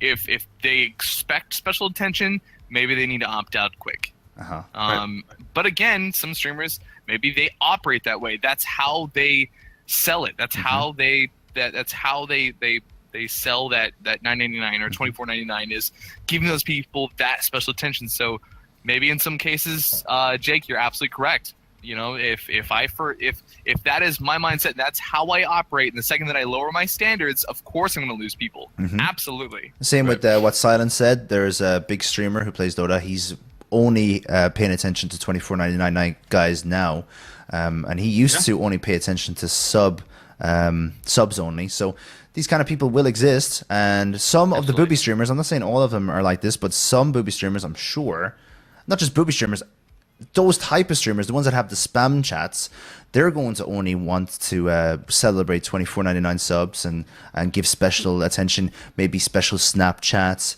maybe special Instagram posts just for those guys. I can see. But that was already being done with GamingWith and with Patreon. Exactly. That was what MC. That's and what donations. Not MC. That's what Twitch is trying to take away from.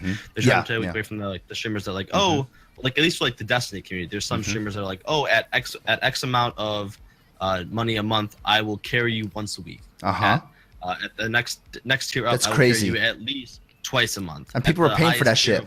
Yeah, absolutely, because people are that obsessed with the game. Yeah. A question I would like to address from chat was from Cam. His question was, what if Twitch donations / subs weren't broadcast to everyone watching? Do you mean that you wish they were only broadcasted to you? Or do you mean that they weren't announced, period? Because I think if they weren't announced, period, people wouldn't do it. No, they want to see their name on the screen. At the end of but then that comes back to the attention thing. You know, they do it because they want the attention. The people sub for the $24.99 because they want the extra attention. People donate for $1,000 or whatever for the attention or for the whatever. You know, to some extent, it's supporting the streamer, but you wouldn't just blindly hand somebody $1,000 and be like, here's your support from the month for me, without getting some kind of recognition from. You can have. Go on, Fozzles, you first, because I'm going to take this question fully. I've got personal examples through some of this stuff that I'd love to share. So, for example, GamingWith and Patreon. The majority of streamers that I know don't have it on some sort. They don't have it on like a pop up to show that people are subscribing to them on these third party websites. So there are a lot of people who will still support you if the streamer asks, "Hey guys, I have a Patreon. Do you mind helping me out and support my channel, and it'll help me out, brand whatever." And some people will do it, knowing that they're not going to get the additional attention on stream. But again, that goes right back to the streamer. Yes, and again, that's just. I personally love to shout out people who support in these different ways. Mm-hmm. Again, that brings money into Twitch. That brings money into my pocket. That makes the world go round. Mm-hmm. Ultimately, increases the size of the pie. That's all there is to it. I mean, if I gave you some sort of recognition, and I now set a bar, and somebody goes to somebody else's channel, that same guy goes to somebody else's channel and donates the same amount and does not get recognition. Well, shit, that person just lost that guy's attention. And we'll come back to those who will show them it. We've almost set a bar to those who want the attention. However, I do have a prime example of somebody who donated $1,000 that did not request special attention. There are definitely some anonymous donations like that. But this actually happened. This actually happened. I didn't give. I mean, I gave them, the recognition and the thanks, absolutely. But I'm not treating them any differently than anybody else on my channel. It's that, again, they just gave me that much money to support me. And hey, thanks for doing what you're doing. Keep it up. You know what I mean? Yeah, you do get them, and you get really genuine people helping you out. So that's the best thing about Twitch. I want to answer one quick question about, can you have GamingWith subs and Twitch subs? Okay, so yes, you can, and Twitch do like to see people have a successful GamingWith. They will more than likely bring you on as a partner if they see that you're doing very well on GamingWith. However, for the longest time, GamingWith had a complete company and employees based around something that Twitch didn't have, and that was tiered options and subscriptions for non-partners, okay? Twitch have seen that GamesWisp have made a full company out of this and now have affiliate programs, and they will be giving subscriptions to non-partners eventually. And GamesWisp, I don't know if they're going to go out of business or what, or move slowly over to YouTube and Beam and Hitbox, but GamesWisp, as a company, were literally doing what Twitch weren't doing, and Twitch just went, okay, thank you for the idea, bloop. Now we're after putting it into our own website, and GamesWisp, there's no need for them anymore, really, when the affiliates get subs. So what's going to happen to GamesWisp? Yeah, I think even that, though, people are going to take it a step further. Oh, here's for supporting me for $50 a month and $100 a month. It's going to be a thing. It's still going to be a thing. I don't think that Twitch is nervous about that. I think that GamesWisp exists for smaller streamers that maybe on the affiliate end, maybe that are, like basically streamers like me, right? That have been around Twitch for a long time, that have communities that are crazy supportive of them, and that have people that want to show their support without actually being able to sub or whatever on Twitch. So they will go to third-party sites, and so I don't think that GamesWisp will lose that. I think that they will lose money on those tiered subs, those first two tiered subs of $10 and $25 a month. Absolutely, they will lose a bunch of money for that. But I don't think that GamesWisp is going to go away, even though Twitch had. Are they like bought out by Twitch, or is it? I think they're two separate entities, but that could have changed recently. Right? Yeah, that could have changed recently, especially with this new affiliate program. But as far as I know, it's only Twitch, Muxy, and Curse. I don't think there's a GamesWisp in there, but I could be wrong about that. I've never seen an article about it, so could be talking bollocks. Hopefully, GamesWisp was bought out by Twitch, because I would love to see the business. I would love to see the very intelligent people over at GamesWisp. I keep saying the name of it wrong, but anyway, GamesWisp with Twitch, because they're very very creative people to create a business out of Twitch's non-partnered people. They created pretty much used non-partners and created a business out of it. That's right there, and it's easier to access to Patreon, because as Fozzles was saying, if you're not getting a shout out on the stream, you don't really know that Patreon exists. And obviously GamesWisp has a big pop-up and stuff, but if the streamer is not advertising in some way, you don't even know most people don't even know it's there. I was streaming yesterday, and a couple of people asked me, are you going for the affiliate program? Because they couldn't see the sub button on the new Twitch layout, because the Twitch layout has a very weird color next to the sub button. They both blend in, and they asked me, am I going for the Twitch affiliate? And when they found out I was a partner, they subbed. But it was kind of hilarious the way that happens. If you're not advertising it in a respectful way, people just won't know. And that's why big companies advertise on TV. They're not ashamed to advertise on TV as long as it's professional and respectful. But Twitch streamers, all advertising. advertisement. Exactly. In America, it is. In Ireland, we only have to put up with ads every 30 minutes. Did you guys know that? I have American people.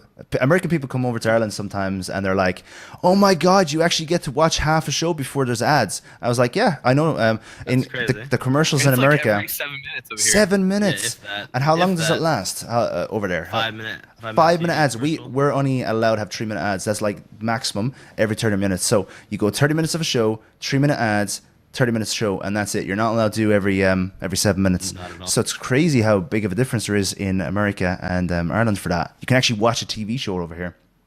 But wow, that is a big difference. Like on Twitch and on the internet, advertising your own stuff is like frowned upon.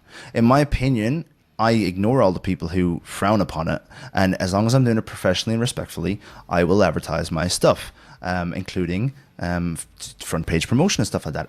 And what do you guys think about, as a business, advertising?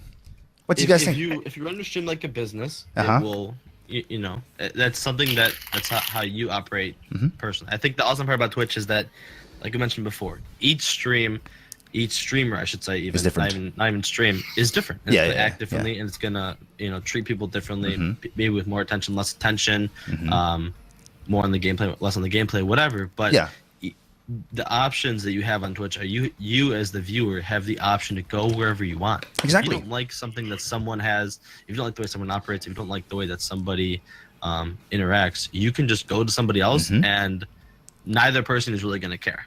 Got to sell yourself to make yourself. I love that from your own, from your sister, Fuzz. And I bet you have the opposite opinion. What do you think, Fuzz? Were you going to say that? You weren't going to say that, were you? No. You gotta sell yourself to make yourself. You gotta sell yourself to make yourself. No, I'm not gonna sell out completely. I'm gonna advertise. I'm not gonna put like an ad in the newspaper or something.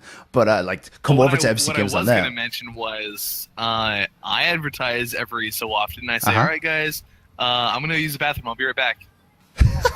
and then I come back. That's your advertising. That's me advertising. I watch your stream, Fuzzles, and you do advertise better than me during streams, and I've always wanted to kind of copy that, even though I always forget. What are you talking about? You, towards the end of a stream, or even halfway through a stream, will say, "And guys, my name is Fuzzles Bigfoot, if you did not already know me, if you're new here, and if you are interested, hit the follow button," all those type of little things that you do, telling people who you are, telling people what you're doing. I always forget to do that during the stream. That is advertising that I'm jelly of that you do. Because you have a very good... I normally do it whenever people host the channel. Okay. That clearly just ended their stream. That way people don't just... Because the question always comes up.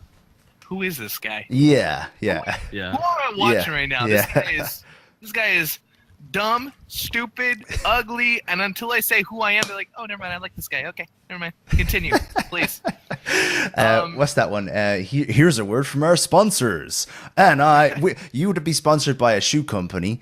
Peter would be sponsored by like some sort of Guitar Hero or something like that. Because if you've ever seen him play Guitar Hero or any of those I games, have to use the hand cam as the camera today because my other one didn't. Is that what you're using? That camera that he's using, guys, is normally on the top of his guitar while he's playing guitar on the stream. It's hilarious. That's why I won't like sit properly. My lighting is all off because it has like sticky tack and like tape and like this huge like Velcro thing around it right now. So it's like sitting on top of my computer, all awkward. Actually, I wanted to do a mini roast. You mentioned on the scary games part of the podcast that you turn your lights off when you're afraid. It looks like are you afraid of us or something? Because you look like you've all your lights off. That's hilarious. It's only your cam. It's only your cam. Lights are on. This is as light as it goes. I don't know. And that was darker when we first started as well. It was hilarious. Invest in some of those like really bright energy saving bulbs. No, I have a really good camera. My other camera is really good, but it just it was weird. Really dark. And then for me, if I play Outlast or whatever, my camera has an anti-dark system where it like brightens me up no matter how low the light is in the room. I had to change my settings, and I had to like. It worked fine for me. I was orange when I played the game. You saw me, Peter. I was fucking orange, dude. Yeah. I was tangled. Well, you have like the light on in your room. Yeah, I had all the lights off when I was playing. Really? Yeah. It's funny when I was playing Outlast. I'll like start the stream off like with the fan on, with the door open. Like okay. This is nice. Then as they get more and more into the game, I'm like, okay, we're gonna turn off the fan because I don't like the feel like the wind on the back of my legs. And, like, as the game gets a little more scary, like, all right, we're gonna close the door and we're gonna lock the door just in case. And then I don't know, lock the door. It's all about you never know. Yeah. But yeah, it's just something that Oh happens. my God, it's 2048. Is there any topics or questions you'd like to talk about, Fozzles, before we let you go to your stream, or are you ready to go? Yeah, what do you guys do about being frustrated during streaming? With what? With games or with viewers? With both. Well, I go punch a hole in the door. No, seriously, We know that, MC. I literally just go out. See the hole. Especially during Terraria, because everyone has a different opinion, and most of them, you're not at that stage of the game yet. So, like, the answer to everything I have is chlorified bullets, and I'm nowhere near Plantera. So I always get that. So what I do is I go make a cup of tea, and they're usually all like quiet when I come back. So I usually just relax, go for a stretch, because I'm sitting down all day, need to stretch out the legs, you know, maybe even go for a few push-ups and stuff. I get pumped, I come back, they're usually all quiet again. So that's what happens when I get frustrated. I go make a cup of tea, or I just chill out and do some stretches. What about you, Peter? What you do when you're frustrated with game, frustrated with chat, frustrated, just having a bad day? Well, I come on Twitch to like get away from having a bad day, or like if I'm honestly having like a really bad day, to like the point where you know, you've all been there, where like whatever happened, like the day was just like really bad. Like you had a bad day at work, you had a bad day, whatever. I just won't stream. Like I'll just tell people, like, you know, I'm not in a good mood to stream. I don't want to put on some like I don't want to put on bad content, or like not like acknowledge you guys as much, or like be as friendly. Like I'm just not gonna stream. And people from chat like are pretty understanding about that. Like they'll be like, oh, you ditcher, and like we'll make those jokes. But I know at the end of the day that they wouldn't want to see me on stream just raging and be yelling the whole time and be getting super upset, because that's just not what happens. Like, we all complain, and I'm like, oh my God, I got killed by this guy. Are you serious? And that happens all the time regardless. But I don't know. At the end of the day, it's just like I try to keep like things pretty calm and collect for the most part. And like that's kind of like the appeal, is that people just come for like nice, like chill. And I have music on all the time, and just like hang out with people. And like for me, like Twitch is like, or streaming, I should say, is very like relaxing. It's like a meditation, isn't it? You forget, like, kind of just like get in the mood, and then you're just like, all right, like things are flowing, people are chatting, you kind of just laughing with everybody, and then you're like, oh my God, it's 1:30 a.m. I have work in like 5.5 hours. Then I just get off and hate my life tomorrow for work. But when I was working full time in retail, I had days where I'd come home and I'd think to myself, I'm not even going to be able to sleep tonight, because I can't leave work at work, and I'd forgotten about it 2 hours later after the stream starts, because streaming is like a meditation.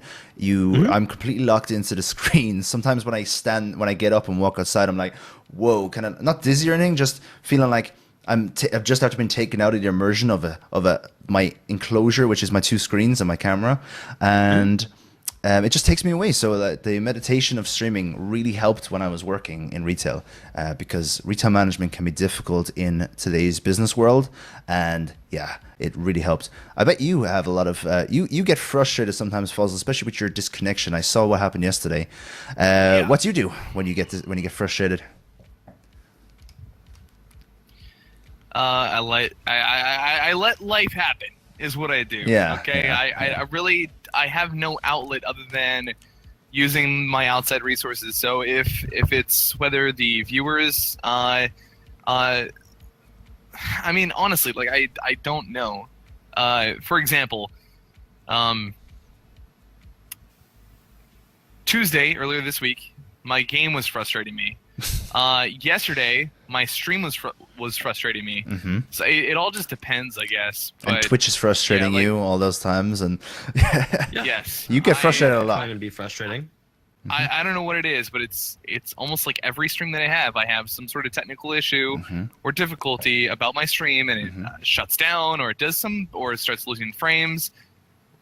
And it makes me so mad, because it makes me feel like I was unprepared, unprofessional, horrible stream, just all this, just bunch of BS happening about a stream that I feel like I could have prevented, but I don't know, but I don't know what to do. If you want some outside feedback, I find that you deal with these situations very professionally. You always tweet out to say, sorry, real life got in the way, or sorry, disconnections got in the way. People see that on Twitter, so I feel like you deal with them professionally. Another thing then is, I hate to see it happen to you, because I've seen it I think it happens to you. Sometimes you get frustrated towards the beginning of the stream, and you're still thinking about it an hour later. It kind of affects your thought process throughout the stream. Absolutely. You can see that in your face sometimes. So I noticed that happen, but you still deal with it, and you hide it to the best of your ability. what's like there's nothing worse than having a really good stream, everything going perfectly, and for some reason your stream just going down, and then you have to come back online, and nothing starts again. And now you're losing like half the people, more than half, and now all that momentum that you had, now you have to rebuild. I agree completely with that, and one thing I will say, your day will come when technical errors will become a thing of the past, and things will work for you. Eventually it'll happen. I mean, it takes a long time. It still hasn't happened to me yet. I still can't even get better Twitch TV to work without refreshing the chat like 50 times. So it even goes down to that. I don't know what it is, but there will be a day, especially during your full time, like later this year, Fuzzles, where everything's just going to work out for you, and it'll be like that for years. You won't be problem free, but you'll be able to do your job to the best of your ability. Yeah, someone from chat just mentioned this. I think as well as a streamer, we take on a lot of the frustration a lot harder. Like with regards to like technical issues or like people from stream issues. Like we take those a lot more to heart than like everyone else does. People like from chat will be like, oh, you're having a bad day, like, oh, just stream, like it's okay, like it's all good. Like, we understand. But then I'll be super upset that I didn't stream, or like it happens in another guy's chat recently. He was dropping frames. He was going nuts, and I said to him, "I can't even see the drop frames. Just keep streaming, dude." And he wouldn't. He listened to me, but he wouldn't take it to heart. And then I had another guy. He's a friend of mine. He's on the front page last night, and his camera in OBS was showing 30 FPS, but we were seeing 60 FPS. He had to stop the whole stream, and he was so frustrated. And he spent up all of his time on the front page fixing this error that never existed. His OBS was showing 30 FPS, but his stream was showing 60, and he thought that the stream was 30 as well. So it actually, the chat was like, nah, we don't care, guy. Just keep streaming. We want to see the game. But he was very frustrated. I think, in my opinion, one of the main reasons why I take it so hard, just like Peter said, is I have had so many days where work will hold me too long, and I'll have to I had to cancel some of these streams because I don't have an end time to my work days yet. I just try and like, I try to foresee when I might be getting off work. So what really frustrates me is finally having the time to stream and then something happens. I agree. I used to hate that too. I'm like, I finally have time, but I can't because now there's an issue. Yeah, I agree completely. And you want to put the best show on possible, because it's your one time with your viewers, and you can't do that. I agree completely. I see where you're coming from. Anytime you stream is an opportunity to bring in new people and to make new loyals, new friendships, whatever.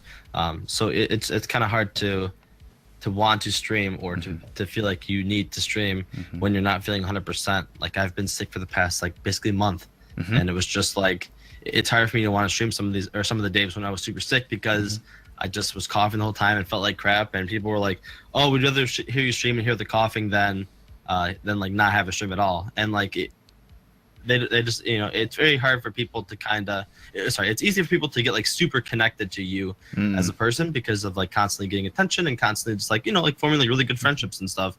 But it's also hard on you sometimes because they don't realize how taxing it is. That is the other to be done like I personally work a 12-hour day, work 12 hours and then I stream for 6 hours. Like it's an 18-hour day. Like people don't realize that 18-hour days 5 days a week or 6 days a week sometimes is really, really taxing, and they don't really understand. And that, just to end on a positive, before we get one more piece from Fuzzles about the fact that he works all the time as well. Twitch chat and Twitch community is amazing.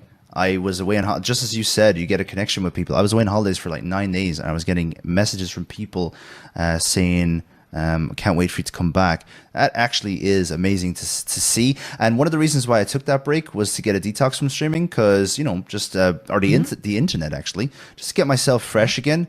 And having that much level of support saying I can't wait till you get back is like, because I was on a detox, it was even extra motivating.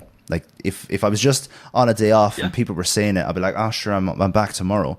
But coming back, and then the first day back, 24-hour stream, went fully successful with amazing support from everyone. That was like, this is what Twitch is all about. This is what streaming is all about. This is family. Right. This is hidden level. Oh, and MC, by the way, congratulations on working that out with Twitch to obtain front page. Thank you very much, dude. Yeah, man, that's huge. Congratulations. I couldn't believe how He's well been taking advantage of it.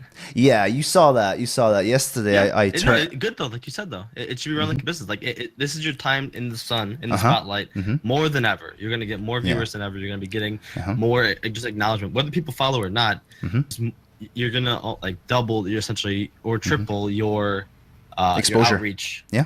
Yeah, your exposure than you would on a normal stream. So take advantage And of you stream get as long his as you name out can. there. Yeah, exactly. Like I said, just take advantage of it as much as you can, man, because you're not gonna get this opportunity for you don't know how many until how long from now. You know? Yeah, I already know because- that I can't go back on the front page till next year if they ask me on it. So this is my one opportunity this year to go on front page. So what were you gonna say, Fuzzles? Now people will be able to recognize the asshole on the road that they actually. Yeah. Exactly. They're like, oh my god, that's that fecker. I know that guy. He's on the front page Yeah. of Twitch. He flipped me off because I was tailgating him. Yeah, I almost hit his toe. But yesterday, we turned an 8-hour stream into a 12-hour stream just because I still had the energy. There was no point in me turning off the stream with that much exposure. And as Peter said, you use it when the sun's shining, make hay because you won't get it again. And it's going to be a long time before this type of thing happens. So yeah, taking advantage as much as possible. Exactly, and you have the time to do that. You know, Exactly. It's awesome that you have the time to say, you know, being a full-time streamer. It's awesome that you have the time to be like, okay, things are going really well today. I'm just gonna keep streaming. Whereas like for maybe I don't know how Fuzzles is, but like if I'm having a really good day streaming, and it's 1 o'clock, I gotta end stream. Because I got to work at 7. You know, so it's just like it kind of sucks that like when things are going good, you're not always able to take advantage of that. So being a full-time streamer, man, just I don't know, you can always like rely on. Like, oh, it has to be exactly 8 hours. Like if you're having a crappy stream and you don't feel like streaming or people are putting you in a bad mood, You can finish just up. end stream, call it a day, start it again tomorrow, and you know, hope for the best. Because just like feeling like you have to put on that 8-hour show might not always be the best idea for because you wreck yourself for the next day. especially not you. And Exactly. that was the one thing that I went full time for, never missing opportunities. I haven't missed any new releases of video games. I haven't missed any of these opportunities. And if Fuzzles ever gets contacted by Twitch to say, hey, I want to put you on the front page, I hope to God it's after you become full-time, Fuzzles, not while you're still working. So just wait. Yes. Twitch, if you can hear us and you're asking for Fuzzles to go on your front page, wait until after September, guys. For God's sake. Because there's nothing worse than getting an email saying, hey, I want to promote you on Tuesday at 9 o'clock. I can't because I'm working. I turned down so many job opportunities last year because I was working during the week and I could only stream on Sundays for the full day. So it sucks, man. It's hard, man. Yeah. But that's why I went full time. Never missing an opportunity. One thing I'd like to touch on actually real quick before we end. What do you guys think about the affiliates getting subs? With the one affiliate badge and stuff like that that's to come in the future. Do you guys think that's a good thing or a bad thing or what? That's Twitch taking away GamesWith's uniqueness in that regard, giving subs to affiliates. I like the Do you idea. think at that point in time they should just be partnered? That's the thing. How long is it going to be before they get partnered? If they have 67,000 affiliates, will they just leave them there and and only partner the top ones, or will they finally bring in a lot of them? So around 17,000 partner streamers at the moment, and they're aiming for about 50 to 60,000 affiliates. When are they going to make the crossover from affiliate to partner? This is all things to come. That's one of my big concerns is that like being an affiliate now, it's going to be harder for me to get partner in the future. Because like, be oh, stuck. well, you already an affiliate, you already have a sub, you already have this. And it's like, okay, yeah, but I'm in tier, say like 5 or 6 for like subbing modes. Like, get, you know, come on. Like what at what point in time do you draw the line and be like, okay, yeah, for sure, this person needs a thing. You know, I think they need to just outright say, okay, as an affiliate, once you reach X amount of subs, we will partner you, and just say it like that. That just needs to say it. I think it would just be better for everybody if they just said that, or don't offer the partnership, or don't offer the subs whatsoever. And so affiliates only get one emote as well, which is good and bad. What if a fucking affiliate gets like 50 subs because they have a really big outreach on YouTube, or they have a lot of friends or whatever, and they're stuck with one emote then? Obviously, they're either going to bring them over to partnership because they're after showing that they can get 50 subs, or they're just going to be stuck on one emote for a few years. A lot of this type of thing has to be like ironed out and stuff and put in stone. Exactly. Do you guys think that people should have the opportunity to lose their subscriber, to lose the ability to be a partner streamer? Because I do know people who are partnered who have like 2,000 followers, played one game, and had like maybe they were saying, I know Zayna mentioned this way earlier. I know he's way gone now because he's at work, but who like were partnered from an organization, had left the organization, are still partnered, and pull maybe like 10 to 15 viewers, but only have like 10 subs, right? Do you think at that point in time they should lose their partnership? I think partnership is very expensive to take off someone because it's a lot of paperwork. It's like firing someone. You have to pay them out. So I think that's why they don't do it. That's only my opinion. That's not what I know. But I think if you haven't streamed in 6 months, you should lose your partnership. Maybe even bring that down a little bit. And or if you haven't streamed in 6 months, but you still have more than 50 subs, then you can keep it. I do know that 50 is around the mark where Twitch are happy with everything that's going on, and then they'll take notice of you or whatever. So anyone that's on like 20 subs who hasn't streamed in 6 months, that's the type of they should be getting their partnership taken off them, or maybe the option. Maybe what is it called again when you tell someone they can lose their job? And I can't even remember what it's called, but Suspension? Suspension isn't the word. It's there's a company going out of business and the mandatory resignation from these people. I can't remember what it's called. There was one guy who did that. Not downsizing. Someone will give me the thing. Maybe it's a European word versus an American word as well. But I know one guy who was offered that, but the other way around. He asked for that and he got it. What they did was they gave him something for him to lose his sub button, and then he ended up getting it back again recently because he came back. He made a big YouTube video, like a severance pay is what you mean. Exactly. And then he made a big YouTube video saying that he hates Twitch, he's never going to come back, and he's back again. And he has his sub button again. So it's like, I want my sub button gone. They took it off him, and now he has it again. Severance isn't the word, unless severance is what they call it in America. Layoffs isn't the word. It's when I'm pretty sure it's severance. Okay. When you get your when a company is bankrupt or going out of business, they give you they go into liquidation and they ask you to leave happily, and they give you some money for it. So I think severance package is that's what it's called in America. The American one for it. I can't remember what the European word is. I'll remember as soon as we're offline. You're obviously enjoying yourself here, Fuzzles. Are you sure you want to stay with us any longer? I'm sorry, man. I'm redundancy. I'm a few minutes late to my own stream right now, so I'm setting everything up right now. Cool. Redundancy is the answer, by the way. Redundancy package. Thanks, Katie. So, Fuzzles, you set up everything up. Do you need to get food and stuff, or are you good? I do have to get rolling. I'm going to be live here in about, I guess, another, I don't know, like 6, maybe 10 minutes ish. Do you have the countdown started already? No, but I will here in just a second as soon as I get off Skype. Give us a short countdown if you're feeling up for it, so that we can pop over to you straight away, because this was a long podcast. Number one, because we had so much bloody fun talking with you, Peter, and between ourselves, we went over so many topics. But the most important thing is we're just pumped today. I don't know what it is. We're just absolutely pumped up to talk to you guys. I was just excited to be here, and thank you guys for the opportunity. Obviously, you're more than welcome, dude. But yeah, like I said, I'm always like happy to discuss stuff, because basically, I don't know, like my whole like thing is just, if you can't talk about what's going on, especially like in Twitch world, we'll just say, for example, like you need to talk about what's going on with other people who are in different positions points of time in you. Like MC, you've been a partner streamer for a year. Fuzzles has been a newly partnered streamer. You know, I'm a newly affiliate streamer. It gives people a lot of different perspectives on Twitch. You know, like from just us three in here. Maybe just having like a newer streamer come in here would be a different thing. Like it's different to get different perspectives. It makes everything much more unique, because like all of us combined, I would say, have been on Twitch for quite a while. So like we know like the ins and outs of Twitch, but we all still learn every day. Very quickly before Fuzzles goes, when was your 2-year on Twitch, Fuzzles? April 4th. 4th, okay. I was away April for that, 4th. was I? I planned on doing a 2-year anniversary stream. That's when my back injury was at its worst. And I still haven't really done a celebration stream. Get that celebration stream on, dude, and do a charity, and we'll help you out. Yeah, for sure.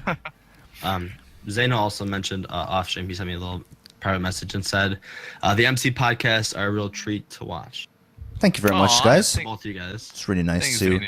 And we love your insight, Peter. I definitely do. I think listening to your insight was very professional. It was really good. Yeah. To tell you guys the truth, I don't know Peter too well. This is solely like MC's. Me and MC are like long lost Twitch brothers. Me and him are boys here on Twitch, and I respect a lot of his answers and decisions, and especially. We also kind of like fit both sides of the spectrum. You know, he's got a lot of opinions that I don't fully agree with. Here's my side of things, but again, I completely respect him. And he said, "Hey, I want to bring Peter on. Do you trust me?" And I said, "Okay, Spider-Man, I trust you." And so he brought Peter onto the stream, and it's been an absolute pleasure. Just so you guys know, I have been following Peter for a little bit. I've lurked here and there, but I don't really know him too well. This is awesome. So, Peter, thank you for being on the podcast and taking your time to answer some questions and be a part of this. Words. Appreciate it. And I knew you'd get along. and to everyone who's watching the podcast, thank you guys so much for supporting the podcast. Me and MC has been doing this podcast for quite some time now, and it's been a pleasure having all you guys here and hanging out and chatting and giving your guys' sides of the spectrum and giving your guys' opinions. It's freaking awesome. So thank you for the questions, the audience, the attention, your ears. It's been fantastic. Thank you, guys. I love the way we had 3 communities together as well, and everyone got on like House of Fire. It was really cool. And like a house fire. Like a house on fire. That is an Irish thing. That's a very Irish thing. You wouldn't say it over there? What'd you say? Like a bullet in a gun? Wow. Oh, God. You're still hosting me, a fecker. People, sorry guys, I'll be live in a sec, says Fuzzles, and all the people over there like, hurry up, Fuzzles, hurry up. Yeah. All right. Yeah, I'll probably set my count down to like 3 minutes or something. All right, I'll catch you guys later. Thanks for having me, guys. Fuzzles, I'll message you offline for 2 weeks time, and I'll see you later, my bud. Peace out, guys. So actually, this worked out very well, because you're still in your square. Normally, the person has to go over to the next box in order to be in the screen. What we're going to do is we're going to wait for Fuzzles to go live, give him a host, all that stuff. But before we do that, I'd like to know what's your plan for the future? What are you trying to do? Ah, shit! It did it. Yeah. We have Two-Face Spider-Man. Future in regards to what? Streaming. What are you gonna do? I'm just gonna stream until it's my big thing, and something I've mentioned a bunch people in chat, is I'm gonna stream until it's not fun. Yeah. When it no longer becomes like a fun thing to do. Streaming for me, it's always been just like a hobby. Is there any way I can like get my camera not so... Lean over yourself. Just lean over to the left or to the right. Okay, right is probably better. Yeah. Okay, so for me, I'm just gonna keep streaming until it's no longer fun. I just wait for the delay. But no, like I'll keep streaming until it's no longer fun, right? And then if it stops becoming fun, I'll stop. And if it keeps staying fun, I'll keep doing it, because for me, like, it's all about just having a good time, and like it's all about like enjoying it. If I don't enjoy it, if I don't you know, like the community on Twitch, I'm just not gonna do it, because I can do other stuff that, you know, like I have a life outside of Twitch, believe it or not, sometimes.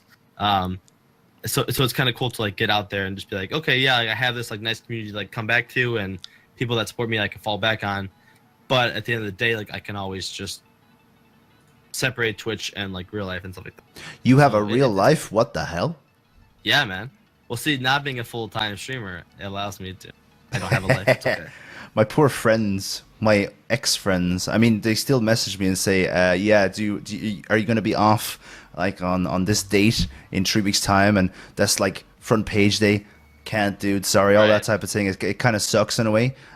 Most of my social life is Twitch these days, and any real life social life that I have is basic, like it's 1 or 2 people rather than before where I used to go out drinking and stuff. All my drinking is done with these flebs on live, and I have a glass of wine and stuff like that. So it's really cool to have that. One thing I've noticed about Twitch is you see the people behind the name. I know you don't like picture their face or anything. You don't know what they look like, but you always see the person. Oh, you picture him? Yeah, we actually did a stream. It's something you should. I don't know if you want to do it, but I think because your community might be a little bit younger than mine. But we actually did a "Am I Pretty" test on stream, and we had viewers from chat, if they were of age, submit a picture of themselves, and we would put them into a really this cool website. idea. It would tell you how like pretty you are in comparison or based on whatever this like website thought. Mm-hmm. So it's kind of cool to. It's kind of cool. It's like one, just to see everybody's face, like to like put a name to like the faces, or to put a face to like names in chat. And it was kind of cool just to be like have everyone in chat like really seem to enjoy and just like messing around with each other. Like people would like submit an image, and it would be like a really low like quality image, and it would be like a 0%, and it'd be like, you can't be that ugly. And it would just be like someone just like doing a normal smile. Oh my and I'm God. like, oh no, you poor guy. Yeah, like Cam got first and Derek got second. Exactly. And it was kind of cool just to be like, definitely doing that. That'd be awesome. I have to make sure that it. you're allowed to do it though. That's the only thing, because you're not allowed to do those type of things on stream. You can do it as long as it's a picture that the person themselves submitted. So like if it's someone else and it seems like harassment, that's when you can't do it. So basically it was like anybody that wanted to do it had a picture of themselves. Otherwise I told them don't bother. Because most streamers aren't allowed to stream like things like Omegle and stuff. Even so, though some of the biggest streamers do it, but they get away with it, the figures. But you're not supposed to. But if you get the picture from the person, you're allowed. Is that the case? Yeah. So well, that was my understanding. I looked up like in the TOS and stuff. And, and like I had just like found other streamers that had done it. Like whatever the names are unimportant. But yeah, it was just like they would just mention that as long as it was like their image and like they gave me permission to do it, it was okay. But if it was just like, oh, I found this picture of my ex-girlfriend, rate her, what do you think out of 10? That is harassment, that could be considered harassment, and I could get banned. There's actually a law in Ireland coming out where you can't do that anymore. It's really? Revenge uploads. Now they have another word for it if the person is like nude or anything, but they actually can't. You can get like fined and jail time for that these days. So sites like 4chan and stuff are going to be in big trouble if this rule comes out in Ireland. Twitch took this long for Fuzzles to come up. Like we've been talking for this, and what the hell's going on, man? On a serious note, it is time to move over to Fuzzles. He's hyped after the. I can tell he enjoyed the podcast a lot. He is hyped up over there. So what we're going to do is we're going to pop over. Have you followed Fuzzles yet, Peter? Yeah, I already have. Cool. So you've seen him before. You've seen what he does and stuff. Standing streamer. I need to get a standing desk and all that. Yeah, it's very interesting. Very, very cool. It's very good for like blood flow and stuff like that, and especially the way it's electronic, so it moves up and down. Why don't you have a bit cup, says on live?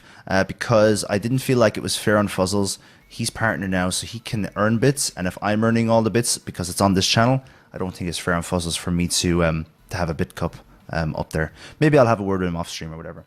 So guys, we are going to set up a raid for the Hidden Level podcast. What I want you to do, guys, is I want you to go over to this person's channel and say, wait until I say Unleash the Flood. When I say Unleash the Flood, I want you to post this message in that person's chat if you're not a sub, and post this message in that person's chat if you are a sub. Just giving Joanna the delay because normally she's in Discord with me. Do you have a head mod on your team, Peter? Derek is here. Derek's your head mod. Did you do anything special, or did you like literally just mod and streamer? Like what we do, for example, just to clarify, is we I have Joanna in Discord with me, so she hears everything they don't do that. Instantly. You don't do that? Yeah. And she doesn't talk or anything. And we had that actually once where she would talk every now and then, but it wouldn't be all the time. And the music was too loud. I couldn't hear her. And it was like, it was kind of weird. So we have the raid messages in there now. So we're going to go over to Fuzzles. Anything you want to say? Actually, you know what? As an outro, please tell us where people can find you. You guys can find me on twitch.tv/Peter Parker. Oh, sorry, Peter Parker Pones. I will be streaming basically 3 hours from now on most nights. You guys can catch me during the week. So for most of you guys, I think from MC stream, it's usually about midnight. But yeah, I go for about 6 hours. So if any of you guys are late night Twitch users from the UK or from EU, you catch me then. If you're from the US, it's about 6 p.m. Central Standard Time. So yeah. That is fucking awesome. And you guys know where to see me because you're already here. And if you're over from Peter's stream or if you're over from Fuzzle stream, I stream a lot of Terraria at the moment. We're doing a season of that and a lot of Binding of Isaac Greed Mode. That's our little niche. So let's get over there, guys. Let's hit up the rate. So 5, 4, 3, 2, 1. Unleash the flood over there, my boys. Go. And that is pretty much from it. Perfect, Peter. That's perfect timing. Jesus. That's pretty much from us. As I said, we're going to host Fuzzles in a moment. Host Fuzzles Bigfoot. And I'm going to hit the exit. So, see you later, everybody. Bye-bye.